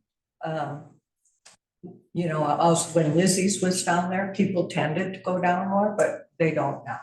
So I really do think something that would draw people down there would help Pollinator, would help a number of businesses down there that really don't thrive on Final Friday. And that's a really big night for a lot of the businesses. The other comment I want to make is we're not older.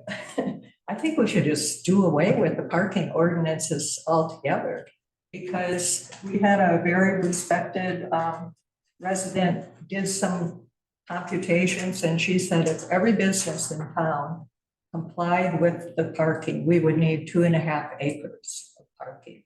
And we don't have that. So I think, as a planning commission and for the trustees, and I know that we're looking at ordinance changes, I think that's one of the biggest ones that we need to change in order to bring more economic advantage to the town. I think. When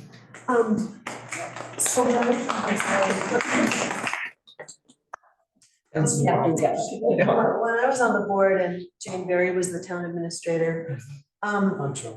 no, you actually should not be sorry if you're thinking about parking. She said the very nature of having a downtown commercial is, she said typically you don't have those parking needs because people park on the streets and they walk.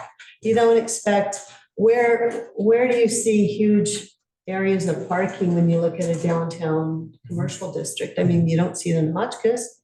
Yeah, I mean, it's not really part of a downtown commercial district, unless you're in Denver, and every now and then you have to have a big lot. But even then, maybe the Tattered Cover has a big parking area, but a lot of those stores don't. So what I would have liked to have seen, just for interest, is I would have liked to have seen what are all the parking areas within 300 feet of this business. We have the bank. The bank owns that lot behind Don's Market. Whenever I drive through it, it's empty. And so when I look at our code, page 77 in this packet, 16-6-40, for any business use, the off-street parking requirements may also be met as follows. Additional off-street parking spaces may be provided on a site within 300 feet of the lot that generates the parking. And that generates the parking requirements, which means, and provided that the site is owned by the owner of the parking generating property. So there's the lot that's generating the parking requirement, which is the Hive building. And then you have owners that have a generating parking property, which would be the bank. So have there been any, has the bank been approached to ask about the potential of sharing parking space? So the way our code reads is that the person generating, the property generating those parking requirements must also own the parking generating, must also own the off-street parking spaces 300 feet away. No, that's not the way I read it. Belinda, can you review? Can I just go down to the second point? Let's not get Okay. right. Let's ask for it. Okay, I look at item number 2 when you're looking at item number 1. They also talk about the owner of the lot generating the parking. So it's kind of jumbly, the way things are worded. Let's ask for it. Thank Legal you. opinion. Sure, I mean, I do read that subsection 1 to be a requirement that the person generating the parking requirements has to own that site where the additional parking would be met. But I mean, potentially subsection 2 might give you some sort of allowance to do some sort of joint parking agreement with the bank. But I mean, I don't think that's has been presented by the property owners at this point. So at this point, I think what you have to go off of is the recommendation that parking be provided through this additional parking agreement with the town. Yeah, so, Mr. Chairman, I'd like to state that since we are asked as the commissioner to make potential motions, that could be a supplement on it about the parking agreement. So if you wanted clauses about the parking agreement, that would be the time to have that in. Okay, so I have another question. When the Blue Sage parking was allowed by the board, I thought it had to do something with it being a nonprofit. I think trustee Smith made a motion because there's a concern. I don't know. It would be interesting to revisit that motion, I'd say, before we just assume to see how it was worded. Because, you know, if you allow parking for one person, you have to allow it for everyone, don't you? I mean, how can you say, you know? Yeah. So, but it is a public lot. It's not overnight parking like for living spaces. Right, It is a public lot. So, yeah. Are there other questions or comments you have?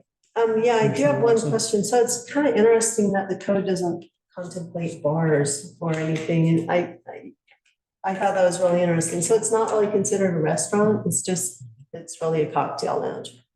Yeah.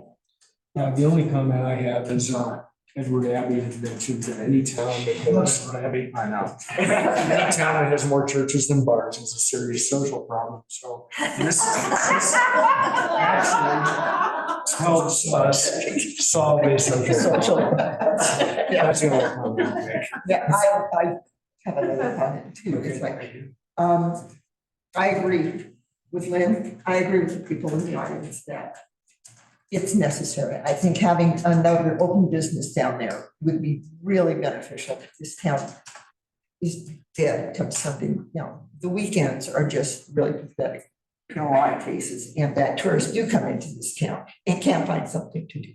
And so opening up more opportunity, I think, would be a very good thing. And we do need to address the parking issue in the code revision. Absolutely. Mr. Chair, if I may, so for this application, we have to go by the existing code, right? Should we want to contemplate any sort of land development regulation ordinance changes down the road, we can, but it doesn't affect how we have to view this application today. And so, yes, I'm fully aware of the issues with our code. That's why we are currently looking for a consultant to fix our code, circular citations and dead end citations, specifically addressing parking as well. We had a meeting about this with potential, it was a pre-proposal meeting last week. However, we have to go by what's currently in our code. And what we did with Blue Sage was they had an outdoor assembly space, but they weren't going to change their occupancy load. They weren't looking to increase the amount of patrons that they could have at one time. And so, but because of that, they were already out of compliance with their existing parking requirements. And we had them, as a condition of that approval, they had already provided an agreement. So they were trying to do this joint venture meeting number 2 by already providing an agreement with the town. So that joint venture was with the town. We're looking to do the same thing as a condition with the Hive building and this soon to be called Fiona's. That was my understanding as a member of the Hive that I had an office there. There was very little parking. So we have 3 potential motions. I have one more question. So in our code, we do mention, I don't know how many parking spaces could be offset this way, but bicycle parking spaces may be acceptable in lieu of vehicle spaces. Are we not contemplating that? We're not contemplating that right now. I mean, maybe you should be riding bicycles. But so in previous communities with land development regulations and comprehensive plan updates, we did offer an offset for the required parking by providing bicycle racks. Maybe you could have sneaker racks too. I think it'd be nice if the commission actually got to potential motions. So if I could ask if any, I do have a question before we start that. This decision will come before the Board of Trustees at the next meeting, is that correct? Now, I'd like to define what the Board of Trustees are not. 23rd, not on the 9th. On the 23rd, correct, okay. So there's also an installation of the new trustees. Which board will be making that decision? Yeah, new business or old business. It'll be the new board. The new board will be making that decision. So, could I have a motion? Yes, I would like to make a motion. I move to recommend the approval of SRV 2024-01 because the plan substantially conforms to the comprehensive master plan.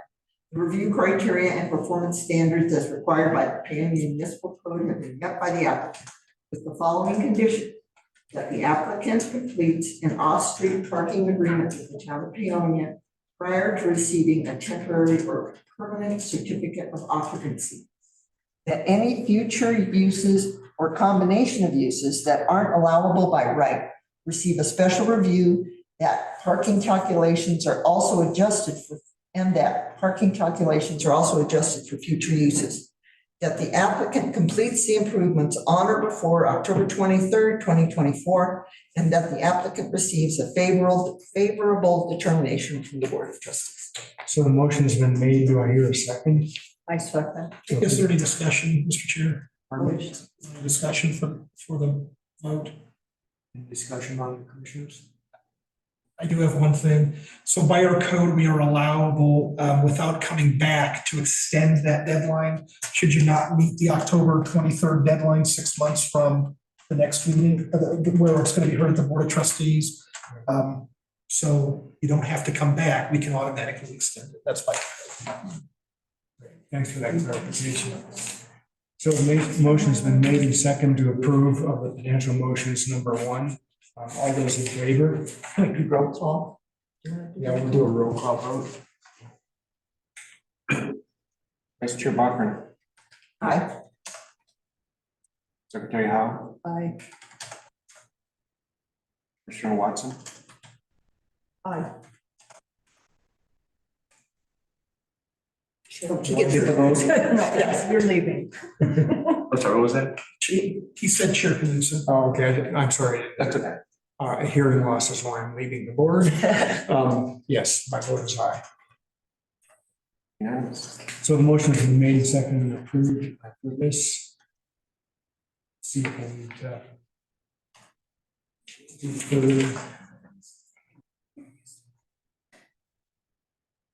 there's no further discussion. Finish the roll call vote, so the motion carries. Congratulations. Congratulations.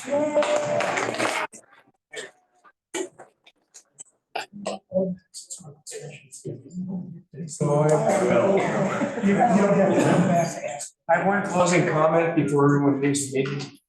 It was fairly awkward with both of these public hearings, that the staff report came in on the day of the hearing, and commissioners, the applicants and those. So I know that with current staff right now, we have an incredible workload. It's been very difficult for them to get these in on time. We're trying to be patient with that, but in the future, every effort that could possibly be made to get staff reports in, so that there's ample time for applicants and commissioners to be able to review, because there was a lot in the staff. It was really, really well done. And I want to commend you on that, but the timing was not bad. Thank you. And I would like to make one other comment before we go. There will be openings on the plan. Through probably July 1st. So if you're here and you see the importance of what this does for the community and the requirements that are met with this, please, if you consider becoming a part of the planning commission. Do you have to be a resident of the town? The planning commission, yes. Yes, you do. And then there's some of us. Samara? On top of that. And the planning commission just makes recommendations. They don't. We have a comment over here. I actually have a comment. I was just gonna piggyback off of that and tell you guys that April 16th, there's gonna be a board committee training here at Town Hall, Sursa and Dola. I'd advise checking it out, especially for interested. Thank you. So, Mr. Chair, if that's the case, then we need to change our ordinance because it says that any sort of review by the town administrator by its report is at the next regularly scheduled meeting. So if that's the case, then we need to change that because I'm meeting the deadlines. Yeah. And by our code, if it's gonna change, then that's something we have to look at. Thanks, yeah. So what's the purpose of putting all these names, all these pictures of code in here? We don't even know what we're supposed to do. To answer that, because the code says I have